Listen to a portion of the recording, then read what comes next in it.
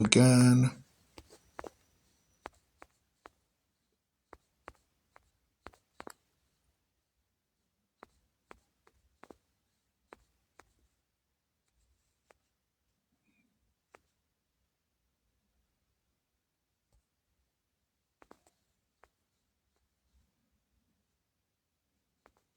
Welcome to the Forefront Radio.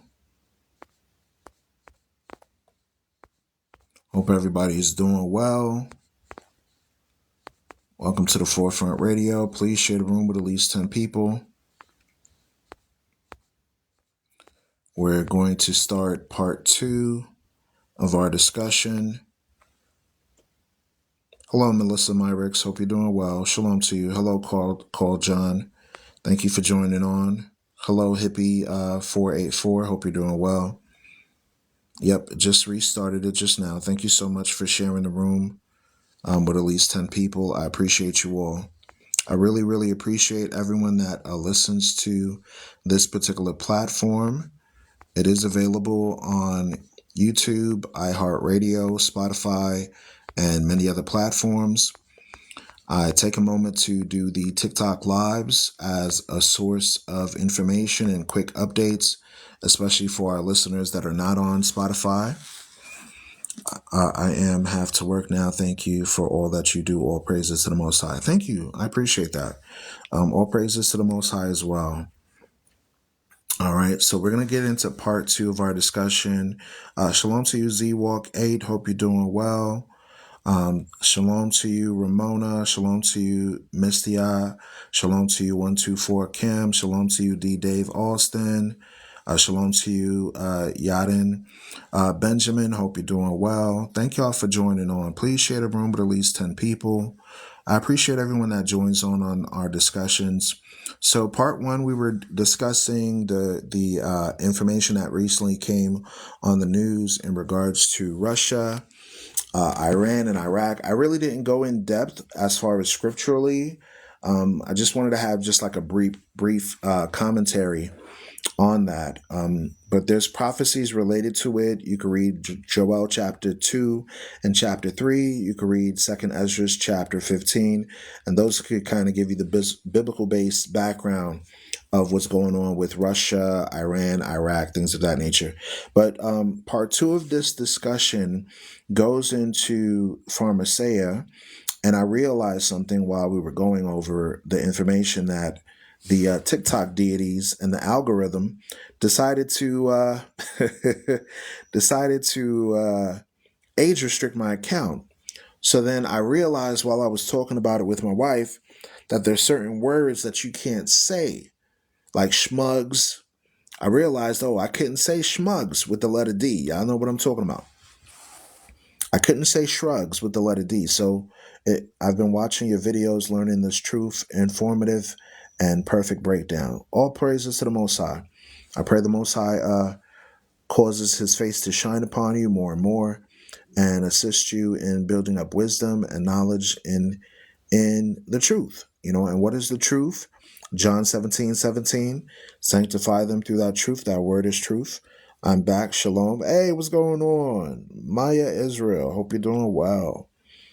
All right. Do me a favor, y'all. Share the room with at least 10 people. And let's tap the screen. Let's get the likes up. Y'all know how these algorithms work. The more you share, the more you tap the screen, the more people join on. Okay. So where we left off in our discussion was going into pharmakia and schmug usage, and we couldn't say specific terms because of the age restriction on TikTok. So this is for educational purposes only. Growing this little one, I'm good. Oh, may the Most High bless you and the little one. Do like our foremother Hannah, who was praying for baby Samuel before Samuel became a prophet and said, if the Most High bless me with this baby, I'm going to dedicate the baby to the Creator. That's the mindset we should always have for our children, to dedicate the child in service of the Creator. So I pray that wisdom and knowledge gets bestowed on your child, and that the Most High blesses your child. I too also, my wife probably doesn't want me to say this, but I too also have a baby on the way, a little girl. So I'm constantly praying for little Bethaniah to come out of the womb with no issues and no problems, that it's a good birth with blessings and everything. And I also pray for my other children as well. Yeah, my rib, she definitely didn't want me to say that, but it is what it is. I'm not a shy person. I'm a very straight arrow, straightforward. Thank you for the congratulations. I appreciate it. Thank you for the blessings. I appreciate it. Thank you so much. Thank you so, so much. I appreciate you all. All right. So you had something called the War on Schmugs back in the 1980s and the 1990s and the 2000s, all the way up till today. And now that same war that was against minorities is still going on, and now it impacts everybody. Back then, it wasn't called a crisis. It wasn't called a mental health crisis or a spiritual crisis. They just went to war against these people groups, okay? So now, since 2017 till about now, there's an opioid crisis. Monica said, do natural birth at home. Don't let them inject your baby with anything. Congratulations. I'm considering it, sis. Listen, speaking of that, I saw a video of a woman that had a childbirth and recorded it and put it on YouTube. Like, she literally was pulling the baby out of her junk while she was in the bathroom, in the shower. I was like, what in the world am I looking at? How is this? This is amazing. I was shocked to see her literally take the baby out of her womb, like right there. And I'm like, yo, she had her 5-year-old cut the umbilical cord. I'm like, what the heck is going on? I was like, wow, that was amazing. It was very, very shocking and amazing. But y'all, send up prayers for me, because I really want to do a lot of great things for my family here. I moved from the United States, so a lot of access is not available to us here. So brothers and sisters have been given a lot of support for our ministry here in Africa. So anything that you could do to support us while we're here will be greatly appreciated.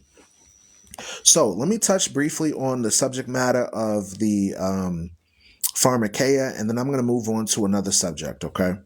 So when you read the Bible, God always talked about us being sober-minded, okay? When you read in Peter, it says to be careful, because your adversary, the devil, walks around like a roaring lion, seeking whom he may devour. One of the things that has disrupted, especially in our diaspora, was smug usage. That goes into all the illicit recreational and pharmaceutical pharmakeia or sorcery that has been given to our people. So Galatians chapter 5, verse 20 speaks against the works of the flesh, which are manifested as adultery, fornication, uncleanness, lasciviousness, idolatry, and witchcraft. Specifically, witchcraft is the modern term called pharmakeia. If you take a particular medicine and that medicine has side effects that could lead to you harming yourself or harming your body, that means it's not good for you. So when you read about Babylon the Great in Revelation chapter 18, verse 23, it says all the nations of the earth, all the merchants of the earth were made rich through the sorceries of Babylon. And the United States is the largest producer with corporations of the pharmakeia or pharmacy industry, which goes into schmugs. Y'all know what I'm talking about when I say schmugs. So this is a recommendation for brothers and sisters that are on this platform listening, because I had a listener that just came on earlier that said that their relative had passed away, unfortunately, from the oxycodone. Please inform your family to stay away from these pharmaceuticals. This is not medical advice, but find alternative means to assist your family members or yourself. If you need some sort of alleviation for an ailment, find a natural plant medicine that you could use to assist you. For example, if you have nausea, instead of taking various medications dealing with that, you can boil ginger tea, onion tea, and various other teas that actually help with nausea. Correct. This is righteous education only. This is for educational purposes only. I'm not giving any medical advice. I'm only making recommendations. Okay? As a person that formerly worked in the medical field, I'm allowed to give you recommendations based on my expertise. I'm not giving any medical advice. I'm just saying a lot of these things will hinder people from entering into the kingdom of heaven. Watch this. Let's go to the book of Revelation, chapter 22, verse 14. It says, "Blessed are they that do his commandments, that they may have a right to the tree of life, and may enter in through the gates into the city." So, what we see here, in order to get a right to the tree of life, we have to, oh, you're RN? Okay, all praise to the Most High. You have to understand the vital importance of following the divine precepts of the scriptures. Following the commandments with faith in the Messiah is going to give you access to eternity. So now watch this, verse 15. "For without," meaning outside of the kingdom of heaven, outside of New Jerusalem, "are dogs and sorcerers and sorcerers and sorcerers and whoremongers and murderers and idolaters and whosoever loves and makes a lie." So now let's touch on briefly sorcery. Let's go to Deuteronomy chapter 18. I'm just going to touch on this short and then we're going to move on to another subject. But I just want to show you that since the beginning, God forewarned about sorcery. Deuteronomy chapter 18, verse 10, it says, "There shall not be found among you anyone that makes his son or his daughter pass through the fire, or that uses divination, or an observer of times, or an enchanter or a witch, or a charmer or a consulter with familiar spirits, or a necromancer. For all that do these things are an abomination unto the Lord thy God. And because of these abominations, the Lord thy God doth drive them out from before thee. Thou shalt be perfect with the Lord thy God." So now, does God disagree with witchcraft? If your answer is yes, put a 1 in the chat. Does God disagree with witchcraft? If your answer is yes, put a 1 in the chat. If God accepts it, put a 2 in the chat. If God accepts it, put a 2 in the chat. So now, based on what we just read, we need to break this down and understand what this is talking about. Because words are being used and many people don't understand definitions of words. So if a sorcerer is not going to go into the kingdom of heaven, what is the classification of sorcery based on the Bible? That's going into pharmakia. Pharmakia is what we just read earlier before the live got kicked off the broadcast. That's going into pharmacy. If the pharmakia gives you strange side effects, that means these medicines, these chemicals, and these illicit schmugs should not be used. A pharmacist is a sorcerer. They are a schmug dealer used to distribute chemicals for different reasons that can drastically impact your human body. So because English words and vernacular usually change over time, people have confused this thing to think that it's something normal. These medicines should not have psychoactive effects. Pharmacists are not sorcerers. Let's go over the Greek definition. See, John Robertson, you probably weren't here earlier, but when you look up the word pharmakia, I'm going to have you write it on the chat. Pharmakia, Pharmakia. Let me spell it again. Pharmakeia is a Greek word, not mercuria, pharmakia. Pharmakia or pharmakia. Can I get a moderator or a follower to put it in the chat so they can make sure they can do a Google search on this term? I'm not making stuff up. I'm literally not making stuff up. In the age of information, ignorance is a choice. Okay?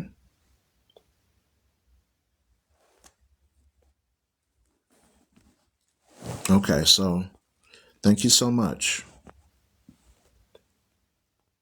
So now, coming from a medical background, working in well over 12 years in the medical field, I know what I'm talking about. I sat next to surgeons, neurosurgeons, registered nurse, technicians, okay?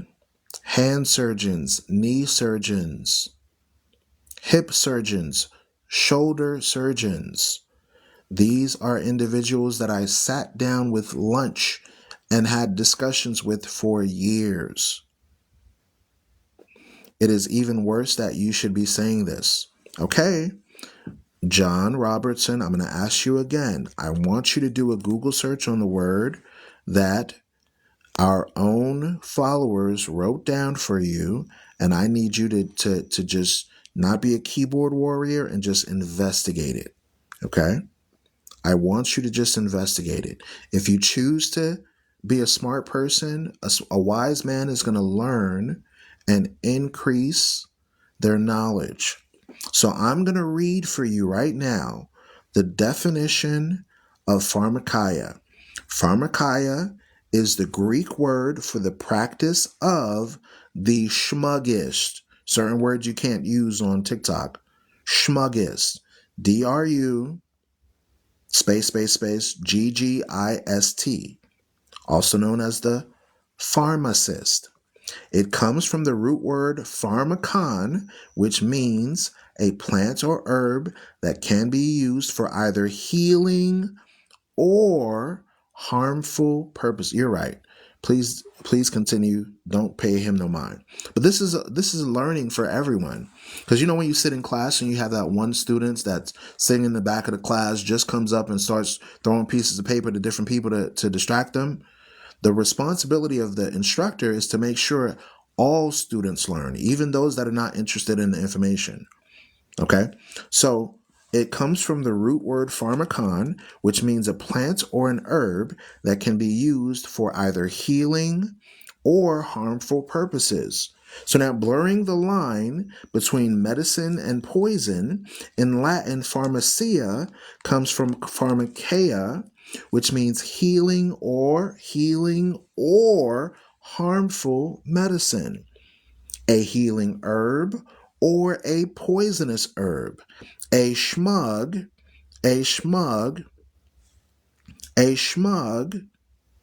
also magic. You see, now he's being disrespectful. Did you sweep the floors? Now I'm just going to send you to block. You see how easy that is? Block and muted. You see?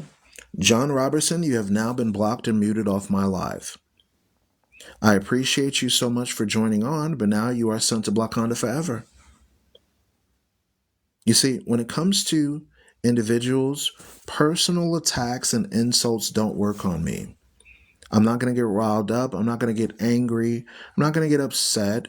I'm just going to share the information for educational purposes. When you come on my platform and I tell you that I come from a medical background, I did not have to share my personal information with you. But then when you turn around and say, did you sweep the floors? That's a personal attack and insult. I don't tolerate that. Okay. So I appreciate you coming on my live, but make sure that when you do, you come correct. If not, Wakanda forever. So we see that the term pharmakia can also be used for smug uses, a poisonous potion, magic, dye, raw material, either physical or chemical processing. Okay?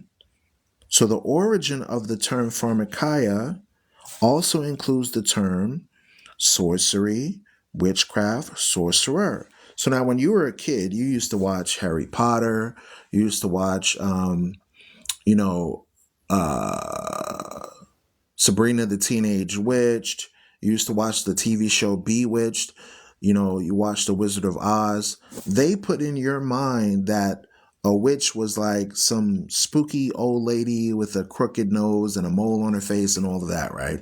They still do this type of stuff to this day. But the real biblical base, sorcery or pharmakia, refers to something that you have to look up in history to get the understanding of. So now there was a town in ancient Thrace inhabited during the Roman and Byzantine times, located near Tarabia in European Turkey. You're right, he was being belligerent. So pharmakia in the biblical view of the word is smug use, and there are other books that are out here that talk about that, such as Robert Orum's book called The Biblical View of Smug Use, Pharmakia, that examines and explains all 33 or 37 rather references to smug use in the Bible. So now remember, when God created herbs on the earth, trees and plants and different things. There were trees on the earth that were good. But it wasn't until Adam sinned, as you read in Genesis chapter 3, that thorns and thistles started to become developed in the ground. Meaning what? There were good plants on the ground and there were bad plants on the ground.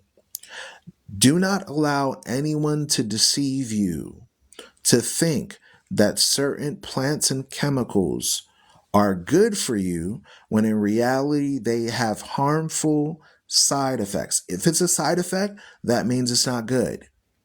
When you have commercials where they say, do different smugs, side effects may include upset stomach, diarrhea, bloody eyes, or skin rash. What else? And in some rare cases, being deleted. Once they said in some rare cases you could potentially be at risk for mortality, that's a poison. That's not something that's supposed to help you. When the side effects outweigh the benefits, then it's not good for you.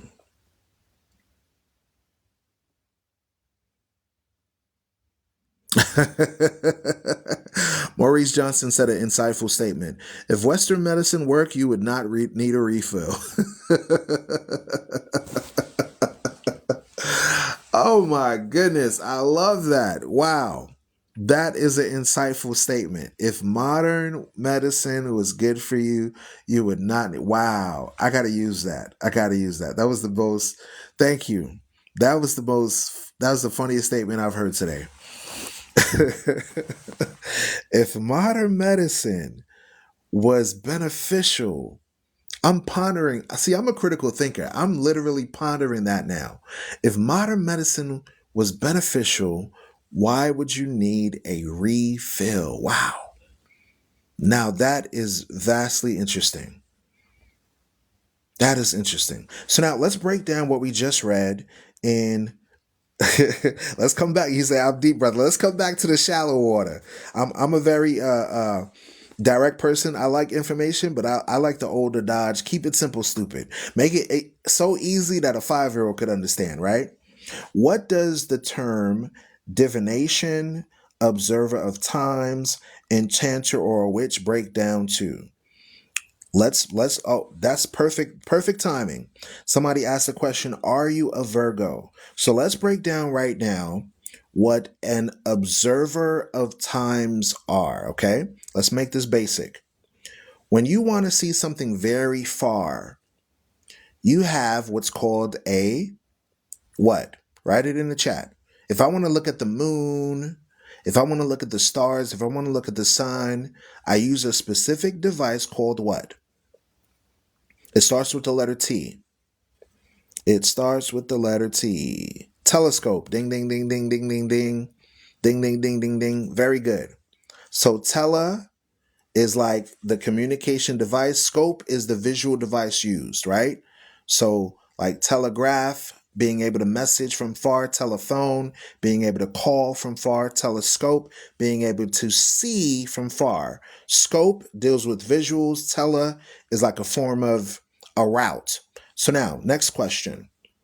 What do I need to use to see something that's very, very, very, very small, like a bacteria, like a virus, like a fungus? It starts with the letter M. Write it in the chat.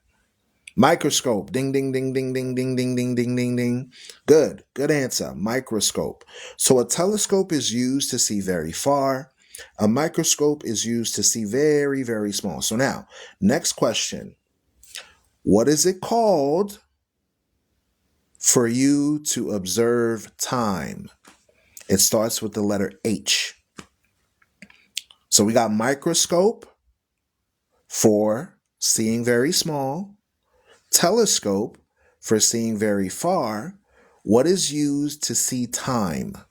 What is that called today? To be able to divine through time. I'll give you a clue. It starts with the letter H. It starts with the letter H. Ding, ding, ding, ding, ding. Horoscope. Very good. Very good. Horoscope. Excellent. So now, this is why I like the old Dodge keep it simple, stupid. So now, an observation of time goes into horoscopes. The word horus goes into what? Time. Like the word hour is hora. Hour, scope. Seeing through the apparatus of time.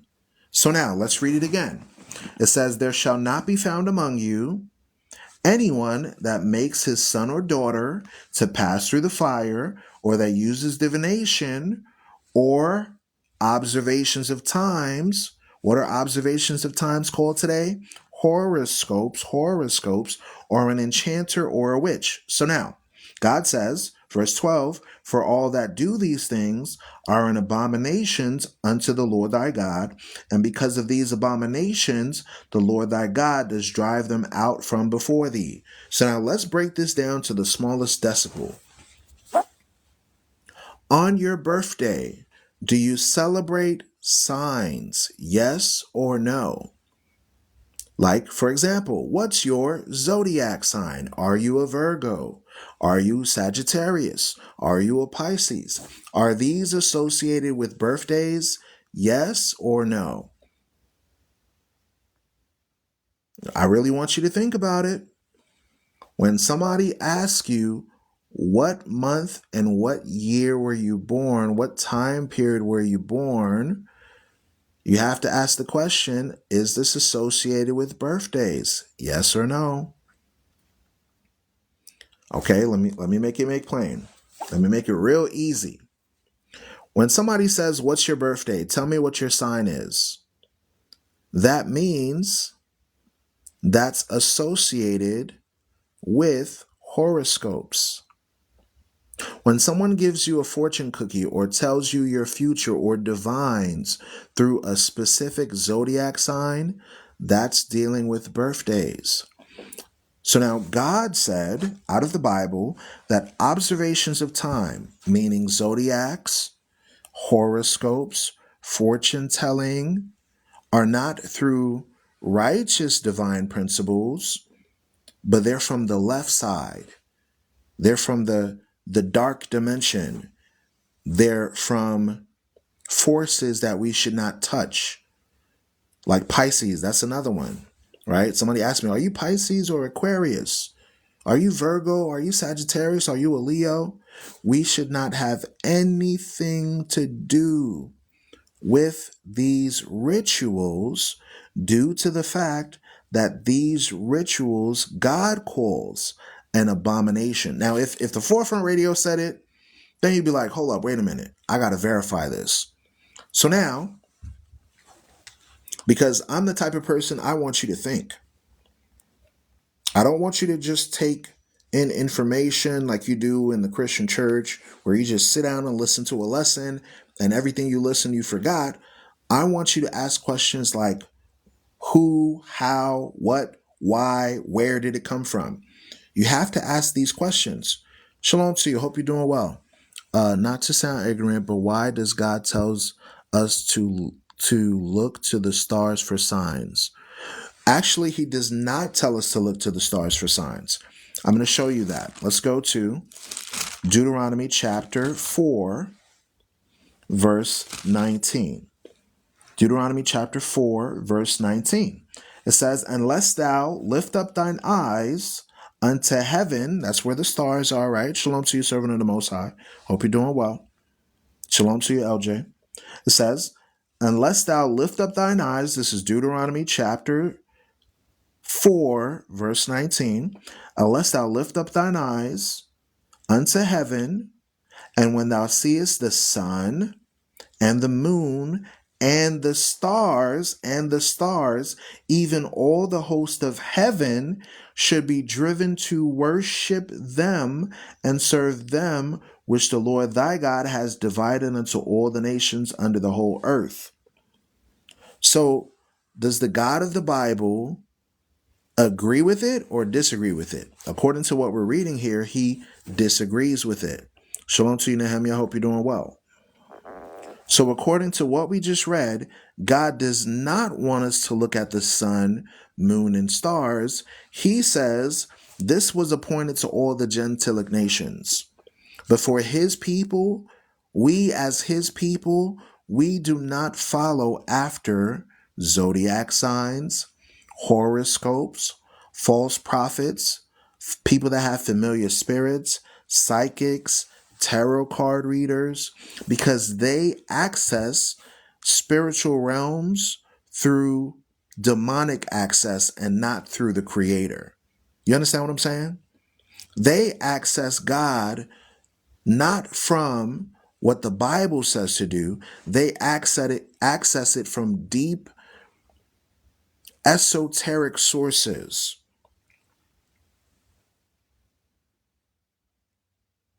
So now there's nothing wrong.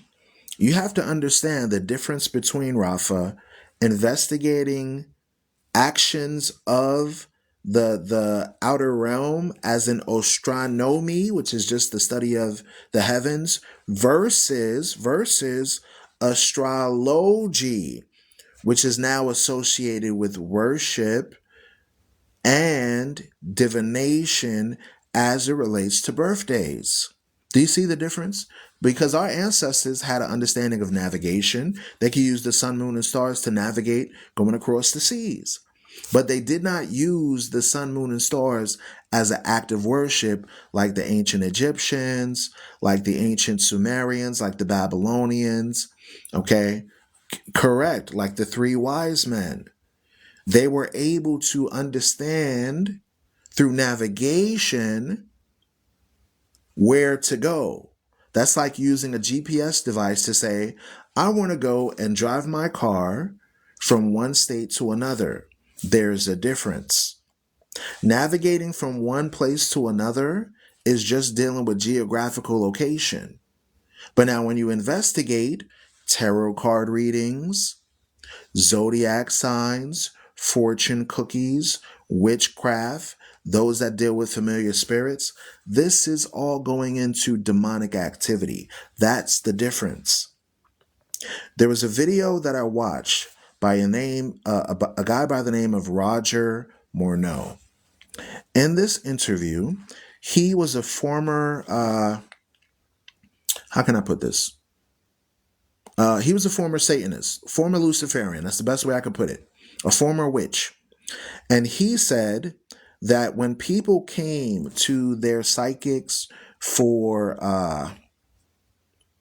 for psychic readings and seances, the psychic would tell them that they were going to speak to a long lost relative that passed away.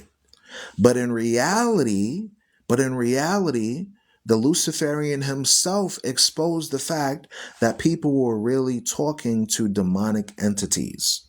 Okay? This is why God is telling you that you should not observe the sun, moon, and stars and all the host of heaven to be driven to worship them, because tarot card readings are going into worship. Zodiac signs is going into worship. Birthdays and celebrations, that's going into worship. You understand the difference? Don't God place signs for us to know in the heavens? That's what I'm trying to tell you. There's a difference between you seeing a sign that God is trying to show you. Watch, let me give you another one. Watch this. Let's go to Jeremiah chapter 10. I know it's difficult to process. I know it's new information for some. Okay? What of Saul that called up Samuel? That's exactly why we're covering this. When you read the story of what Saul did, Saul went to a witch, which was illegal for him to do, and asked her to conjure up the spirit of Samuel. And because of that, the pronouncement of judgment was made not only on Saul, but also his children. And he was told, the next combat that you have, the next war, both you and your sons are going to pass away. This is why we're warning people to stay away from the pharmakeia, that's the illicit schmugs, whether recreational or pharmaceutical. And we're warning people to stay away from divination, horoscopes, tarot card reading, zodiac signs. These have nothing to do with righteousness. Now watch this. Let's go to Jeremiah chapter 10, verse 2. It says, "Thus saith the Lord, learn not the way of the heathen, and be not dismayed at the signs of heavens, for the heathen are dismayed at them." So the Gentiles, okay, are dismayed. Shalom to you, Rippo. Shalom to you, LJ. The Gentiles, the Gentilic nations, they are dismayed at the signs of heaven, meaning when they see signs in the heavens, they freak out. Like all the people that went and started gathering up for the eclipse, and they were all freaking out and saying it's going to be the end of the world and all of this crazy stuff. There was an astrologer recently that went on a rampage on the news, and she deleted herself and her family, okay, because she was so afraid and dismayed at the current event. Right. Don't be led astray. Let's read it again. Thus saith the Lord. So the Most High is now talking to us saying, learn not the way of the heathen, be not dismayed at the signs of heaven, for the nations, the Gentiles, are dismayed at that. So now, should we have a concern and see when these different events happen and say these are indications of what's true in the book? Yes. But should we use them as a means to supersede the scriptures? No. Cricket said, what is your opinion on why at least 4 books were removed? Actually, it's 14 books. I think you meant 14 books were removed in the KJV compared to the Lutheran version. Very, very great question. Let's touch on that briefly. 14 books were removed from KJV during the 1700s. So let's go real quick and find out, when was the Apocrypha removed from KJV? Okay, let's find out. So now, according to this report, it says the British and Foreign Bible Society removed the Apocrypha from its English Bibles in 1804. Breaking with the tradition of consolidating the Apocrypha between the two Testaments, the Protestant Church also removed the Apocrypha from the Bible in the 1800s. Okay? So now, you have to look at the events that were transpiring during that time. During that time, you had several events occurring, including the American Revolution in 1776. You had the Haitian Revolution starting off in 1791. You had the Maroon Wars going on in Jamaica between Jamaica and the Maroons in the British island of Jamaica. You also had the War of Independence between the Haitians in 1804. So now, the so called Jamaican people read the book of Exodus, they read the book of the Maccabees, and they saw that these people groups paralleled their ancestors.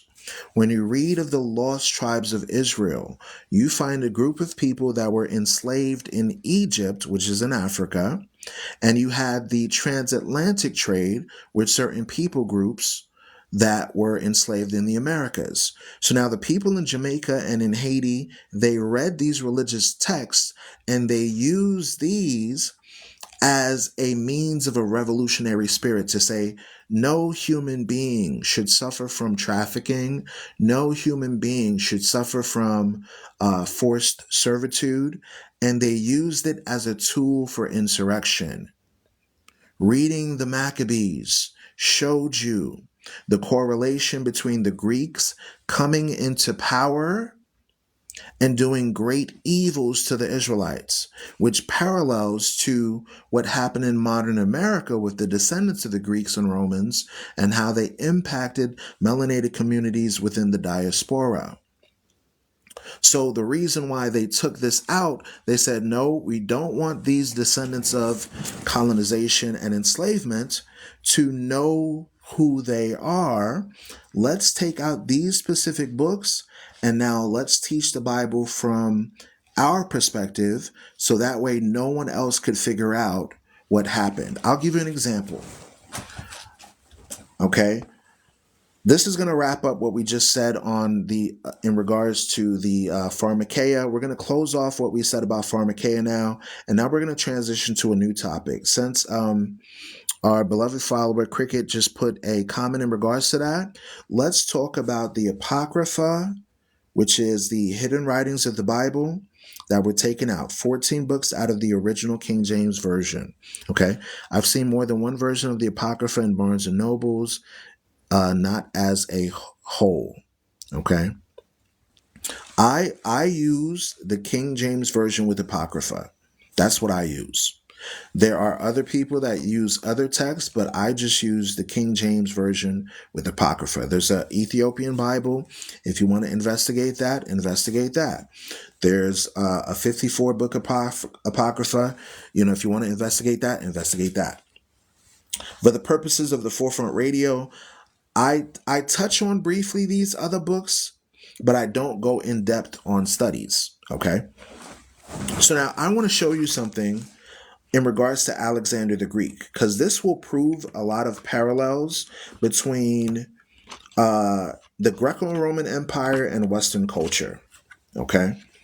So whenever you hear the History Channel, peace and blessings to you too. Positive vibes. How you doing? How you doing? Hey, we got 200 people in the chat. Please do me a favor, y'all. If you could, can you tap the screen to get the likes up as well as share the room with at least 10 people? I would greatly appreciate it. I really would. If we could get it up to at least 10K and share the room with 10 people, 200 people sharing it with 10, we would already have instantly 2,000 people in the room. So get 2 of your favorite friends and family members that you think would be interested in this content that we're talking about and share it with them right now. Take a moment to do so. If you think that what we're talking about is very interesting to you, take a moment to share it with at least 10 people that you know will enjoy this information. Okay? All right, so when you read in history, we read about Alexander the Greek. Let's touch on Alexander the Greek and his invasion in Northeast Africa, okay?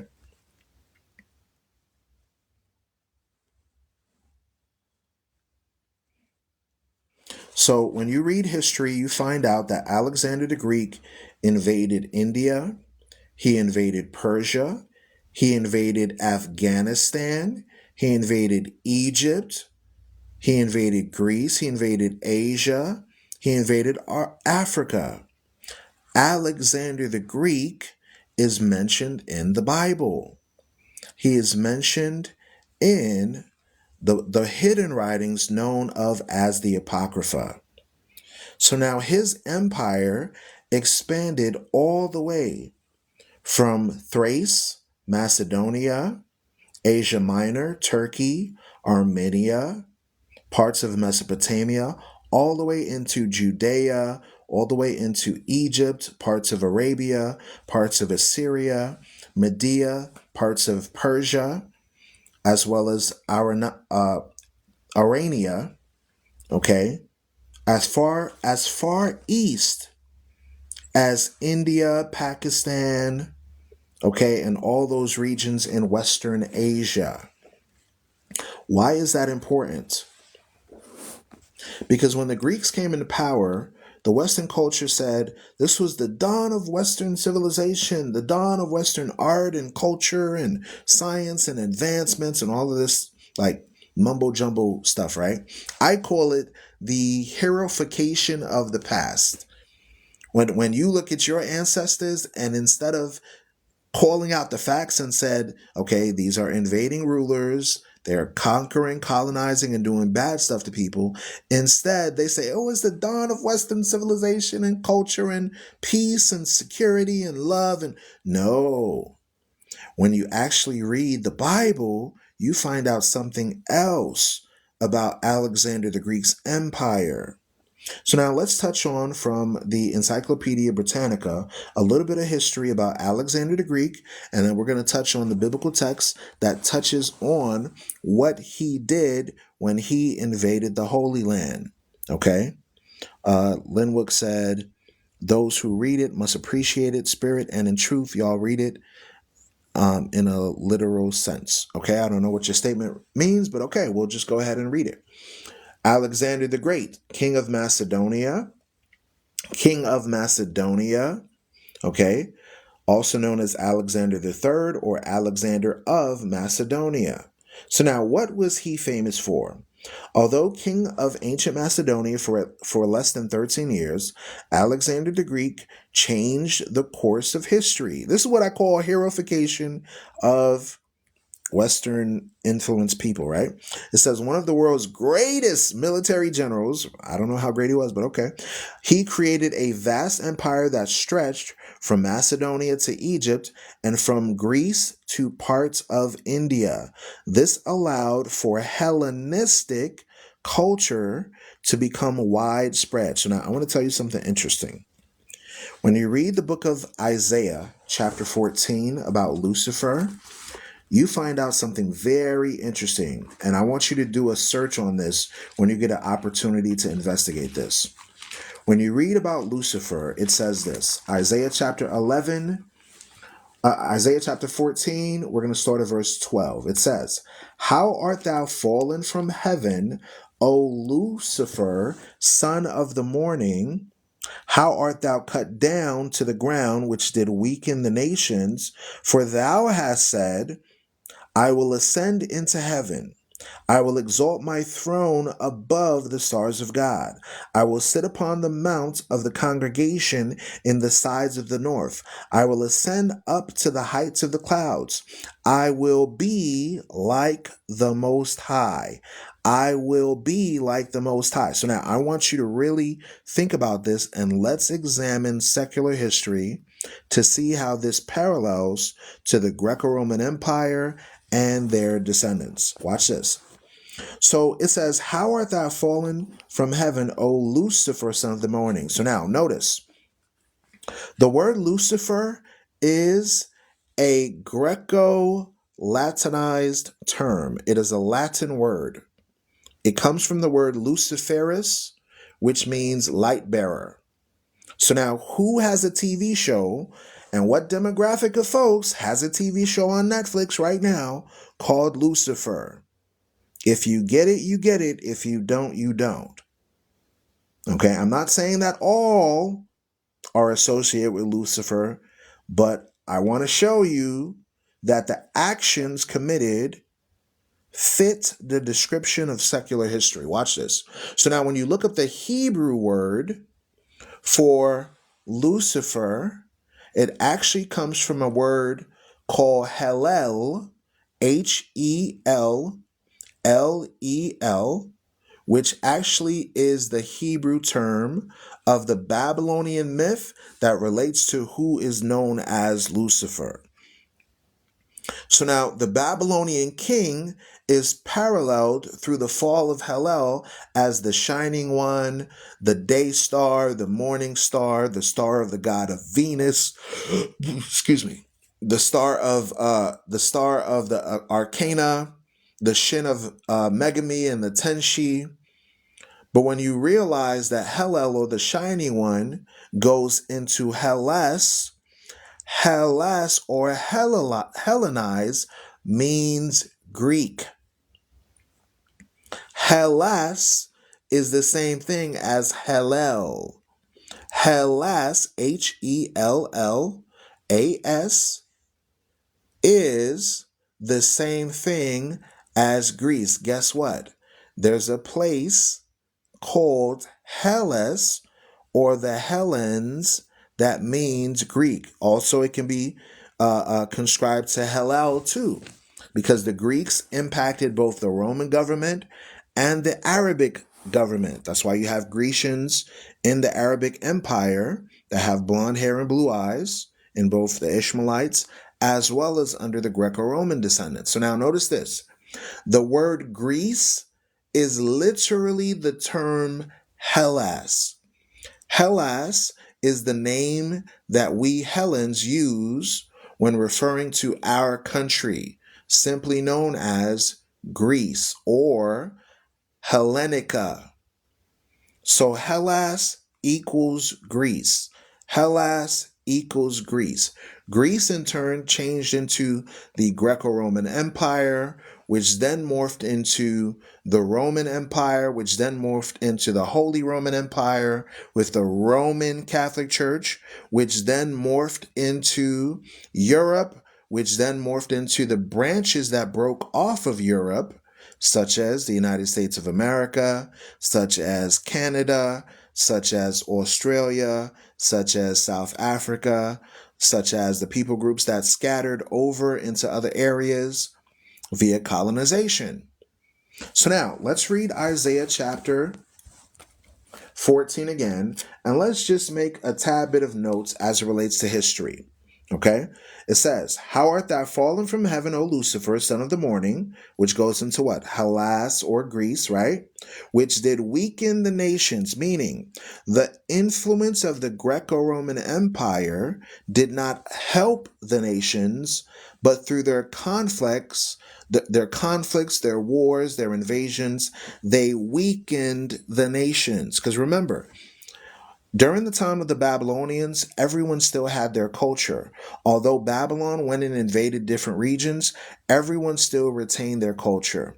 When the Persians had their empire under Iran with the Medians and the Persians, remember, Persia was formerly the Medes and the Elamites. They did not call themselves Persians.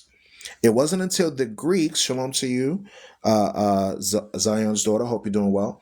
It wasn't until the Greeks, aka Hellas, invaded that region, going as far as the Elamite territories, Iran, Iraq, Babylonia, Mesopotamia, all the way to India, which was the goal of Haman. Remember when Haman in the book of Esther was trying to invade that area and colonize it for the Greeks? That's what his purpose was. So now notice this. Notice this. When the Greeks came into power, they weakened the nations, meaning what? The people groups did not retain their identity. They now became Hellenized. Another word for Hellenized is assimilated. Another word for assimilated is integrated, meaning people lost their identity, their culture, and now they became Greek citizens, Roman citizens. European citizens, American citizens. Do you see the difference now? When other nation states colonized, people still retained their culture and their customs.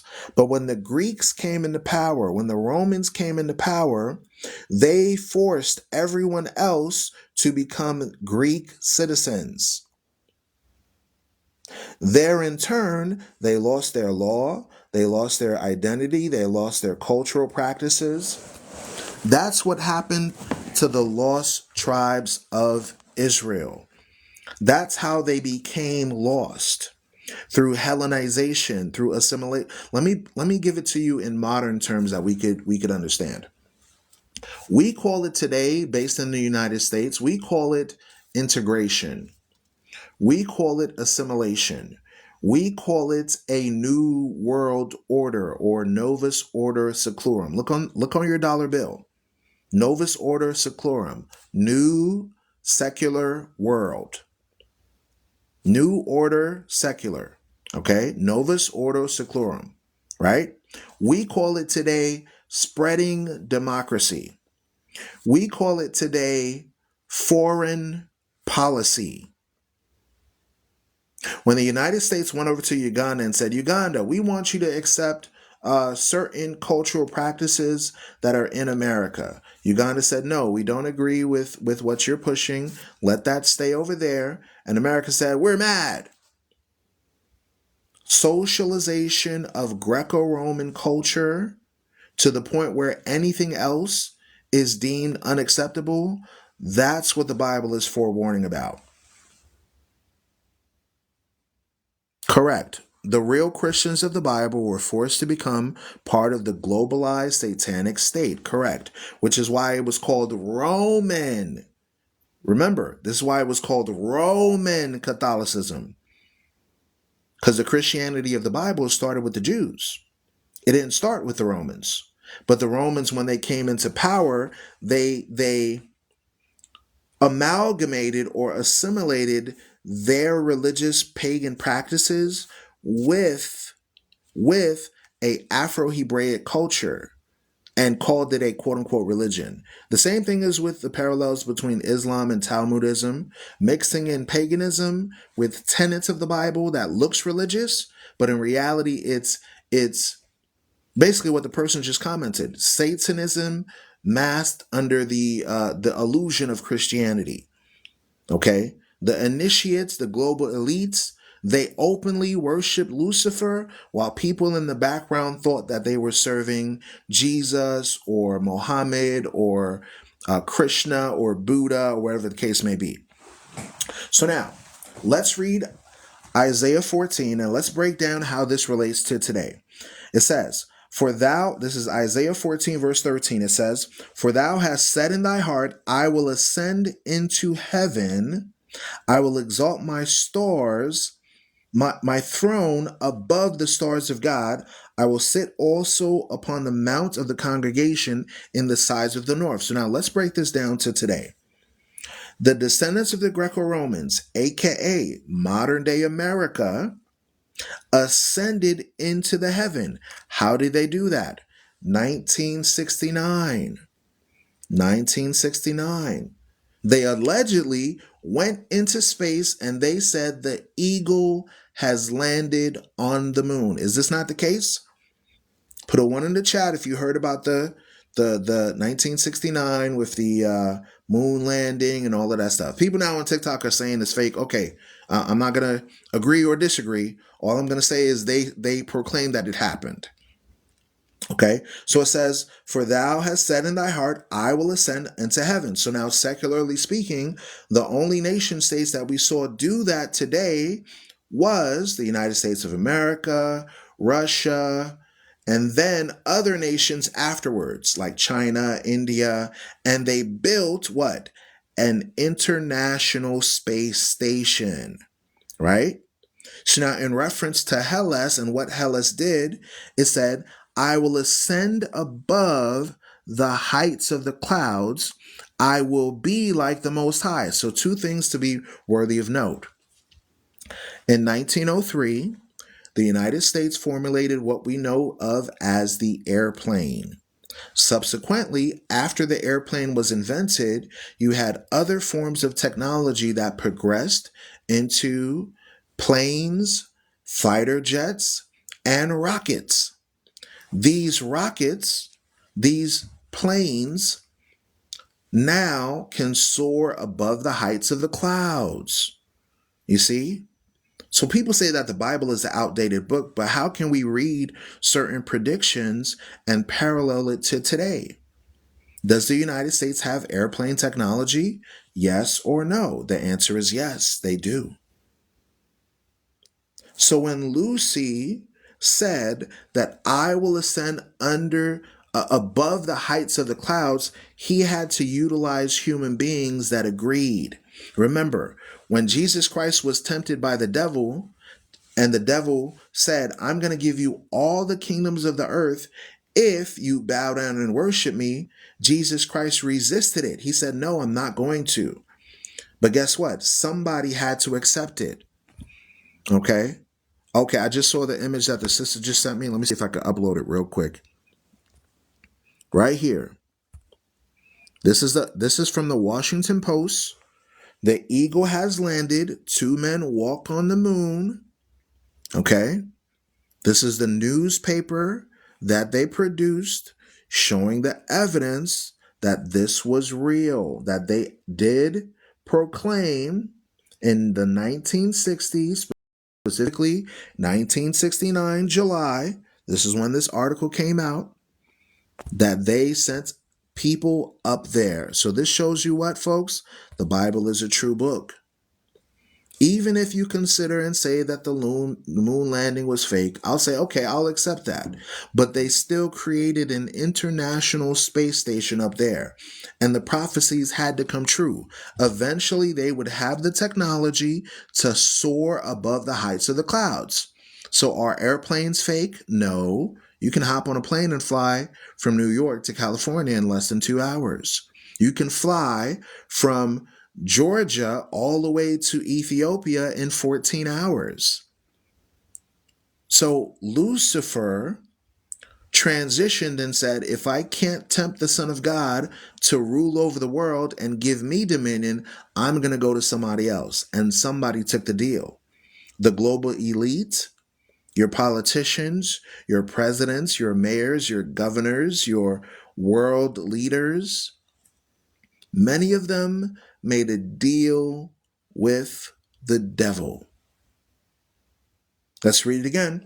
It says, how art thou fallen from heaven, O Lucifer? Now we know that Lucifer means Hellel. Hellel means Hellas. Hellas means Greece. How art thou cut down, son of the morning? How art thou cut down to the ground, which did weaken the nations? Meaning they started to assimilate all cultures into Greco-Roman culture as Greek citizens, Roman citizens, UK citizens, European citizens, American citizens. That's what they did. Okay? Then it says, for thou hast said in thy heart, I will ascend into heaven. I will exalt my throne above the stars of God. I will sit also upon the mount of the congregation in the sides of the north. So now this is showing you one system that has its power over the north, aka North America. AKA North America, or AKA the northern regions of the globe, like Europe, like the UK, like France, like Portugal. No, the Apocrypha does not state that Christ and the devil made the earth. That's not true. That's not in the Apocrypha, sis. That's not in the Apocrypha. So watch this. It says, I will ascend above the heights of the clouds. I will be like the Most High. Notice this.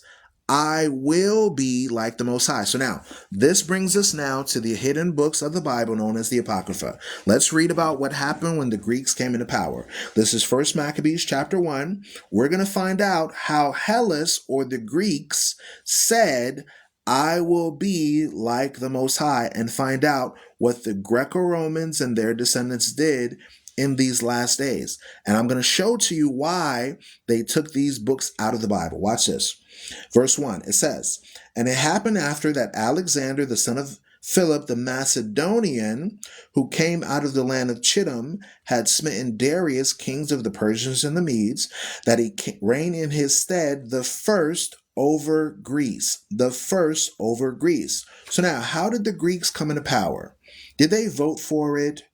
Did they have a meeting with all the other nations? No. It says, verse 2, 1 Maccabees chapter 1, verse 2, "and made many wars, and won many strongholds." That's territories and kingdoms. That includes Asia with India, Pakistan, the territories of the Elamites, the Persians. Remember, the Persians never called themselves Persians beginning with.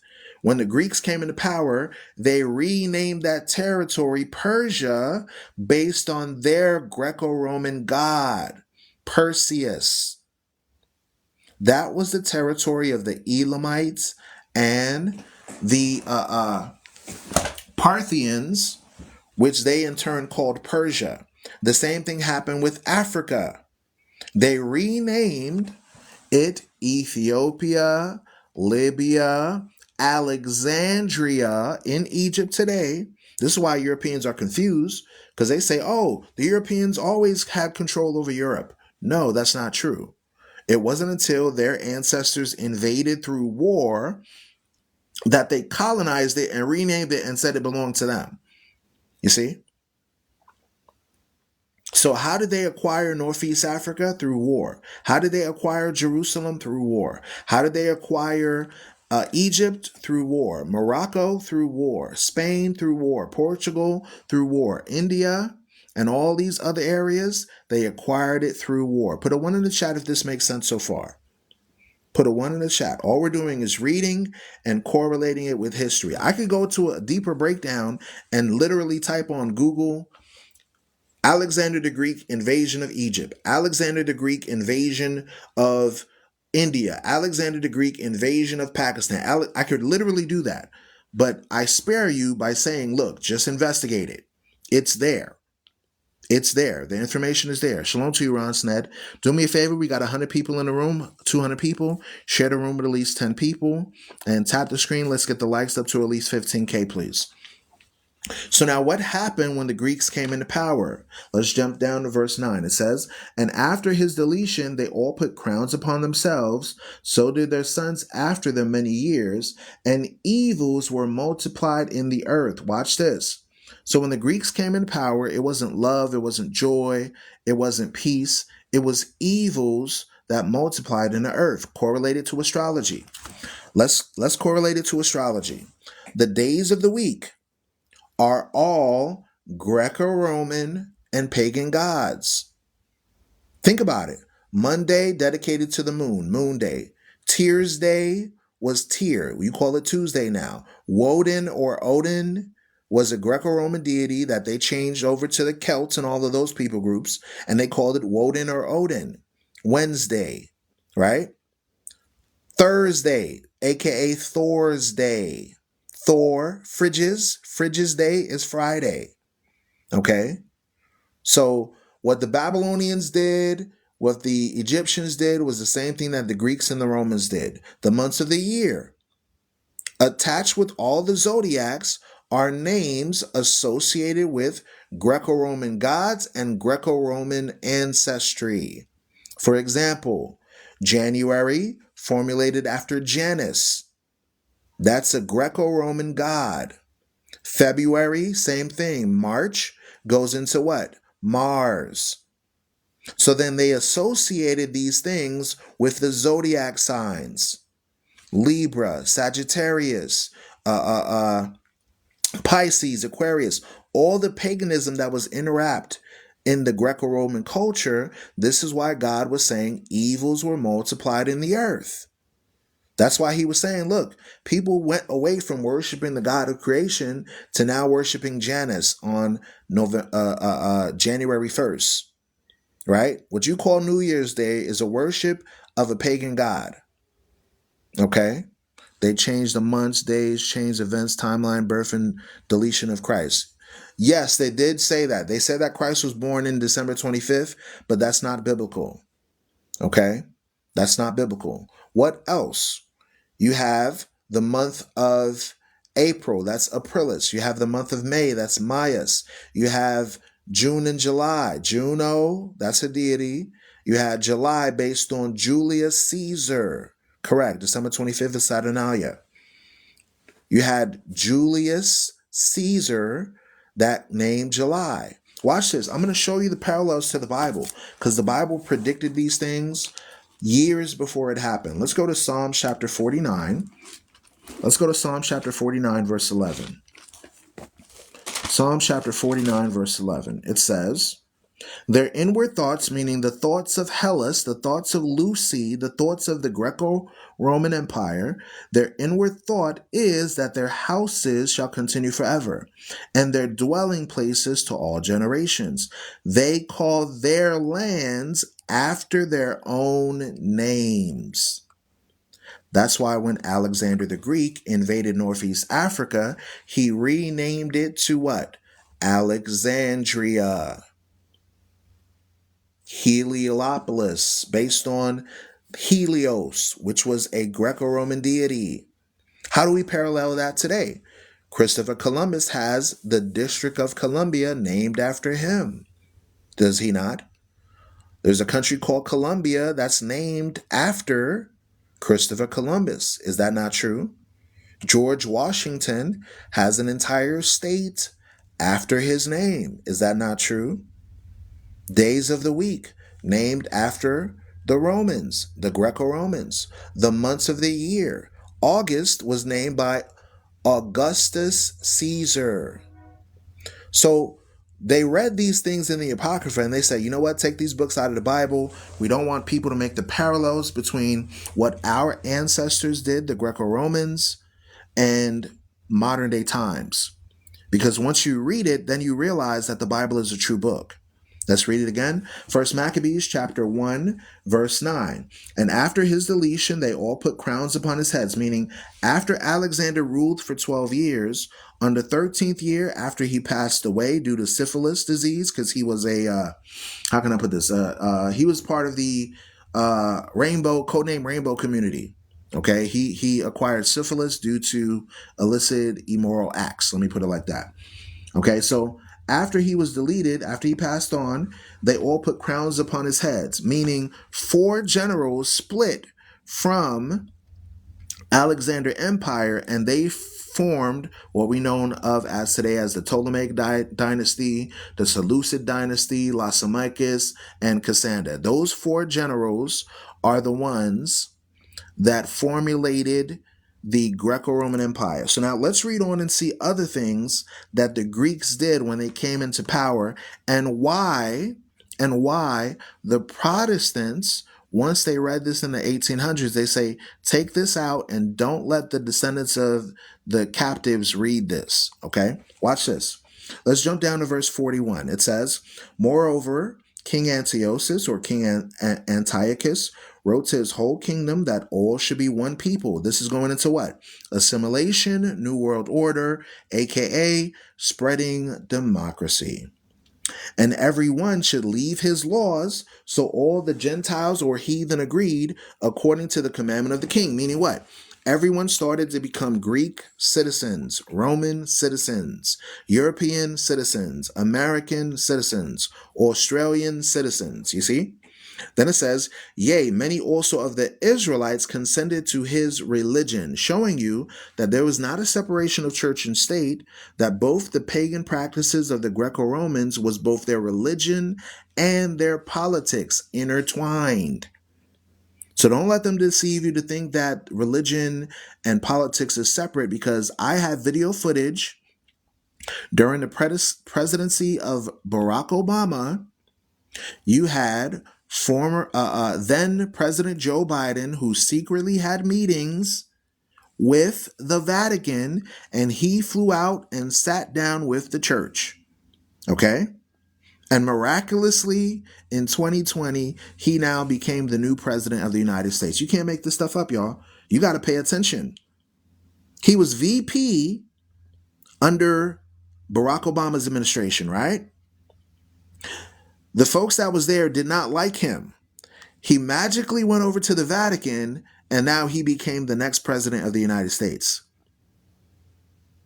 If you get it, you get it. If you don't, you don't. I'm not going to speculate. I'm not going to postulate. I'm just going to say it's a strange coincidence. If there's a separation of church and state, then why did that occur just like how that occurred? Okay? So now, let's read on. Somebody said, wait, say that again. Okay, let me say it again. Let me repeat it. During the presidency of former President Barack Obama, you can go on Google and type Vice President Joe Biden meets the Vatican, and you will see a video from back in the day, like 2014, 2016, where they secretly had a meeting between the Vatican and the United States. So now fast forward to 2020, now all of a sudden he magically is the president of the United States. When most of the Eurocentrics, they wanted Trump in power. You see what I'm saying? Strange coincidence. Strange coincidence, just saying. This parallels what we're reading in the Bible, though. It says, and everyone should leave their laws, and yea, many also of the Israelites consented to his religion. Now notice this. What came with the religion of the Greeks and the Romans? It says, and sacrifice unto idols and profane the Sabbath. Meaning what? They disregarded Saturday as the holy day. Okay, which Bible you read? I'm reading from the hidden writings that they took out of the King James Bible. I'm reading the authorized King James Version Apocrypha. I'm reading a book called First Maccabees. Okay, chapter 1, we're reading verse 41. That's going after Alexander the Greek's empire and under Antiochus and what he did when he came into power. He amalgamated and assimilated both the Greco-Roman religion with politics. Okay? That's what we're reading here. Okay? So when they say that they're atheists and they're secular, that's not true. They have a secret religion that they do. And it's associated with all the religions on the planet. Okay? All the modern quote-unquote religions. So now, it says, yea, many of the Israelites also consented to his religion and sacrifice unto idols, meaning what? The statues and images of Greco-Roman deities, they started to have celebrations towards, like Zeus or Jupiter. You call Zeus today Shazam. You see that emblem that cartoon character has with the electric bolts across his chest? Shazam. That parallels to Zeus. Okay? That parallels to Zeus. You have other deities like Wonder Woman.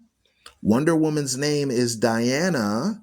That parallels to the Diana of ancient history, which goes into who?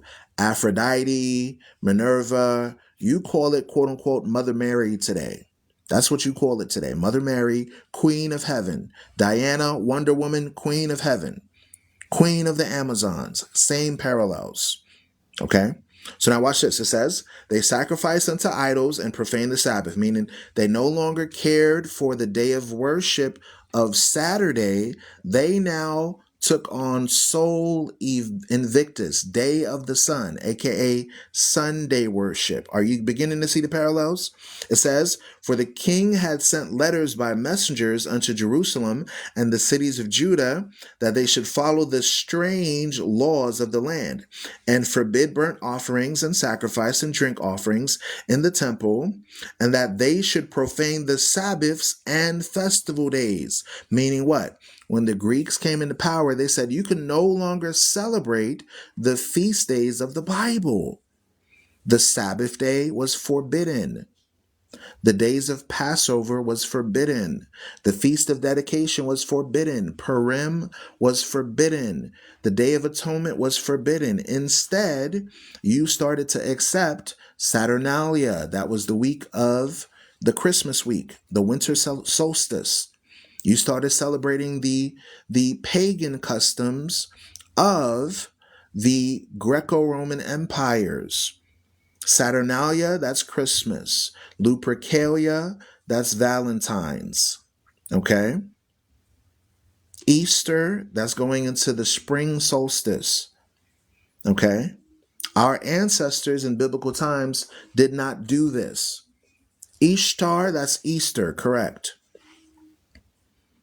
This is the same. This is in the King James Bible, but they removed it in the 1800s because remember, the original 1611 was the year 1611. These books that I'm reading from were included.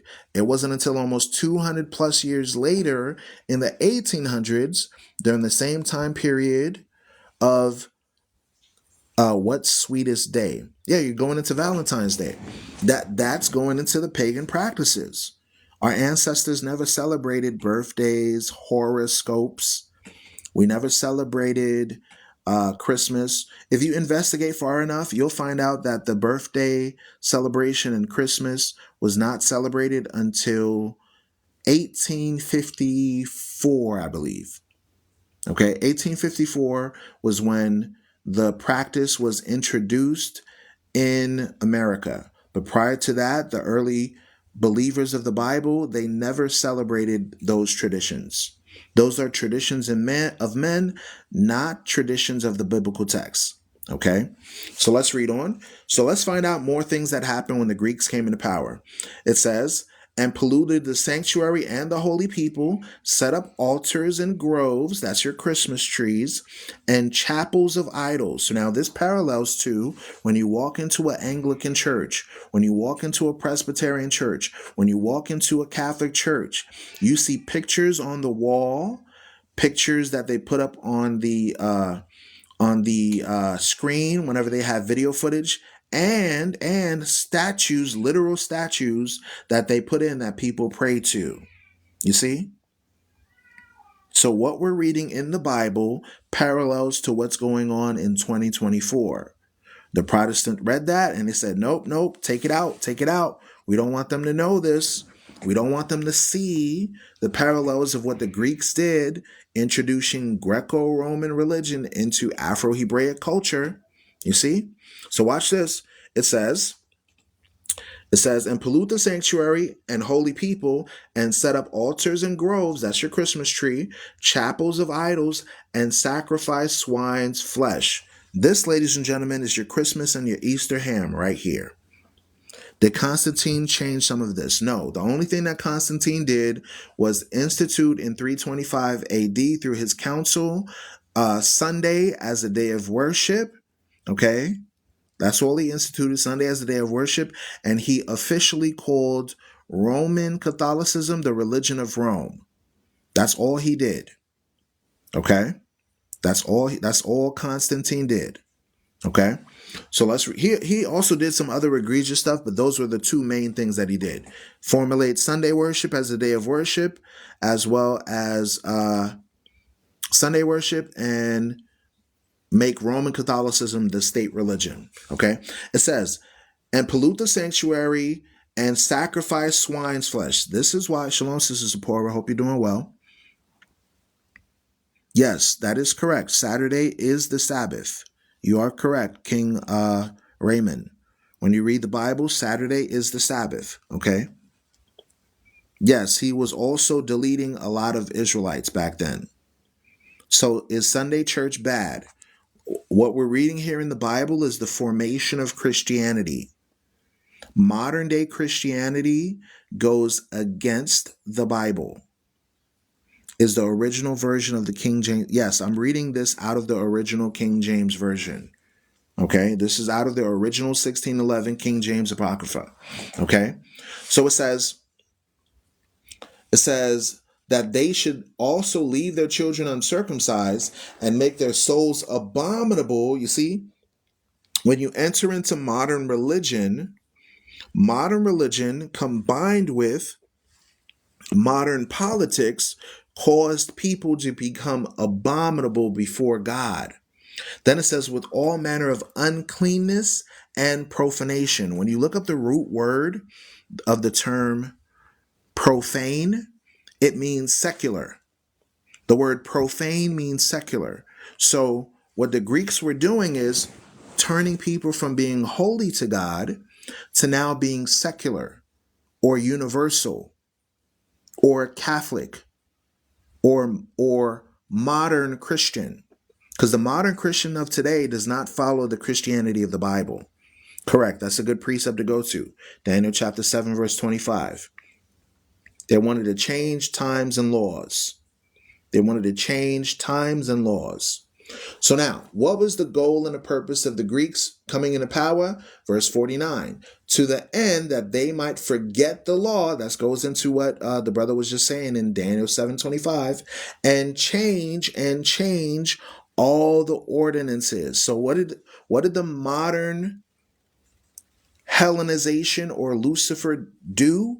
Lucifer exalted himself as the Son of God. Lucifer exalted himself above the heights of the clouds. Lucifer said, I will be like the Most High.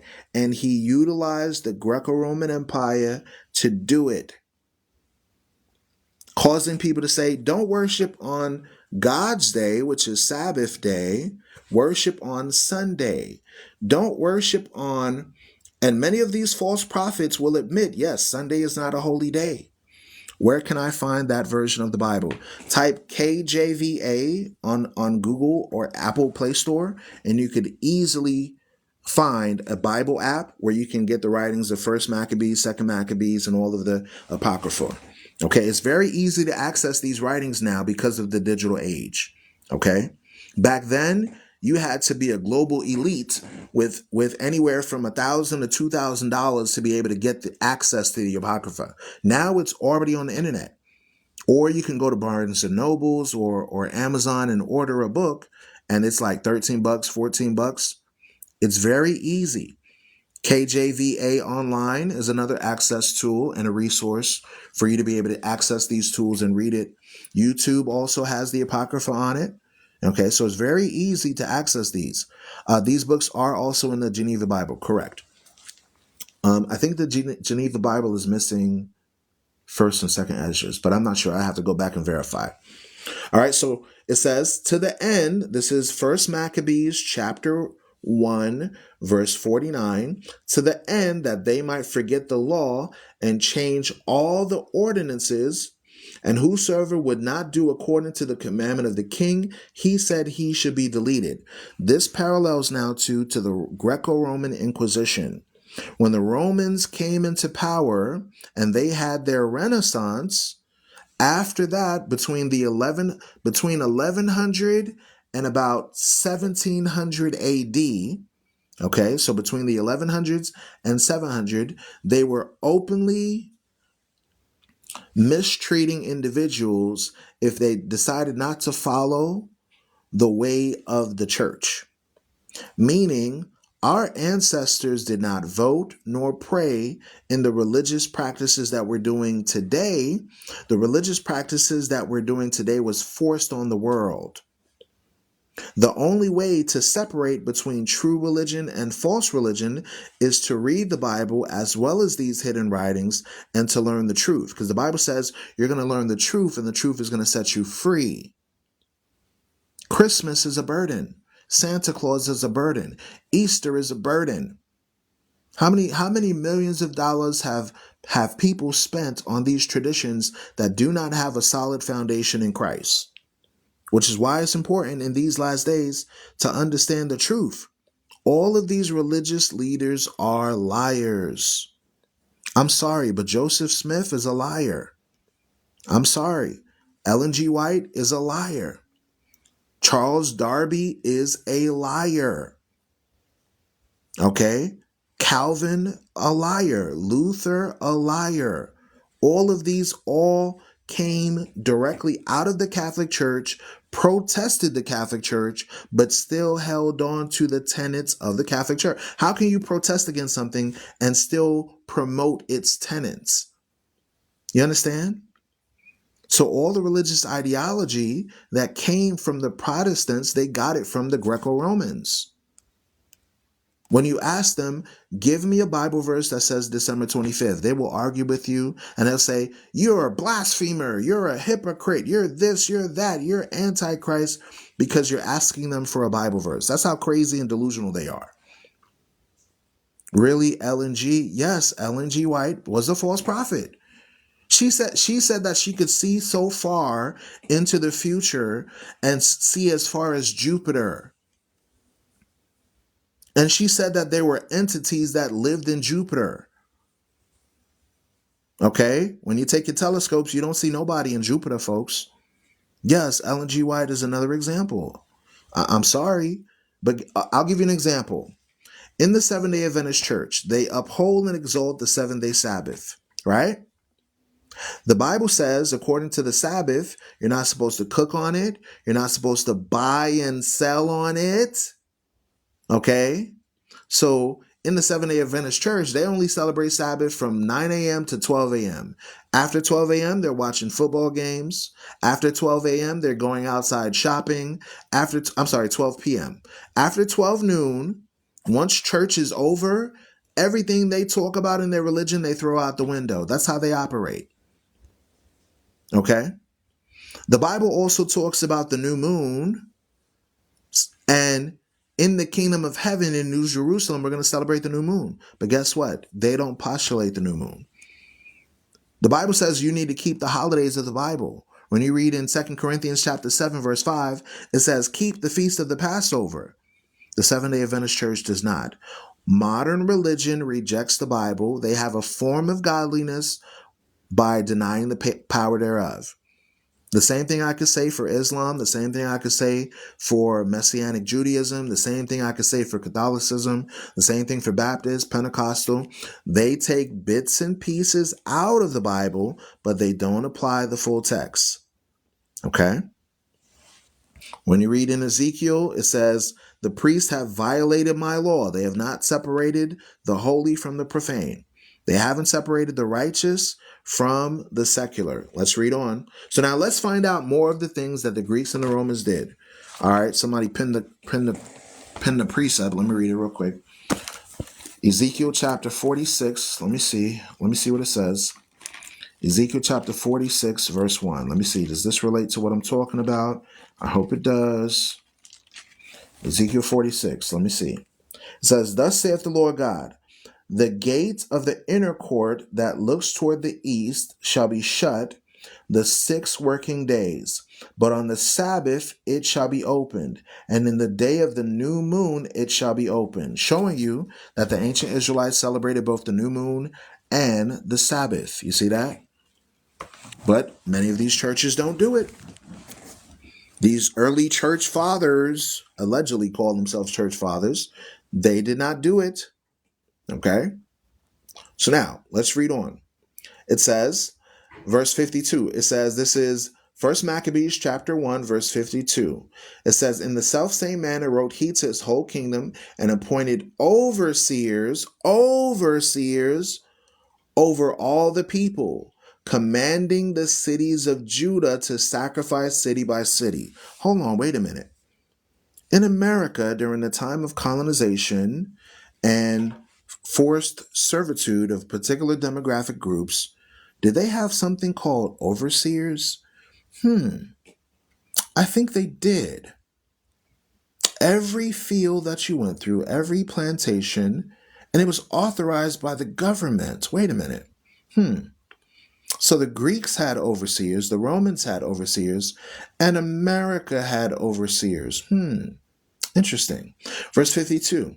Then many of the people were gathered unto them, to wit, everyone that forsook the law, and so they committed evils in the land, and drove the Israelites into secret places, even wheresoever they could flee for succor. So what was happening? When the Greeks came into power, they forced the Israelites to run away. So who was living in the land? Gentiles. The original inhabitants started to flee from the cities, and who was living there? Gentiles. So now let's parallel that to today. What group of people are living in Jerusalem right now, and they are not the original inhabitants? The answer is Gentiles. Do you see why they took this out of the Bible?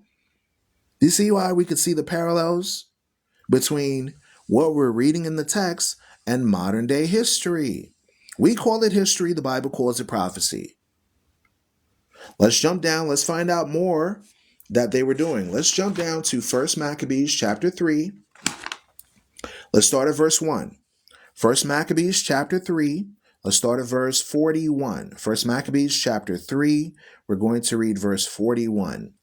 It says, and the merchants of the country, remember the word merchant is going into what? Trade over the waters. Trade over the waters. And the merchants of the country, hearing the fame of them, took silver and gold very much with servants, and came into the camp to buy the children of Israel, for slaves. Wait a minute, hold on a second.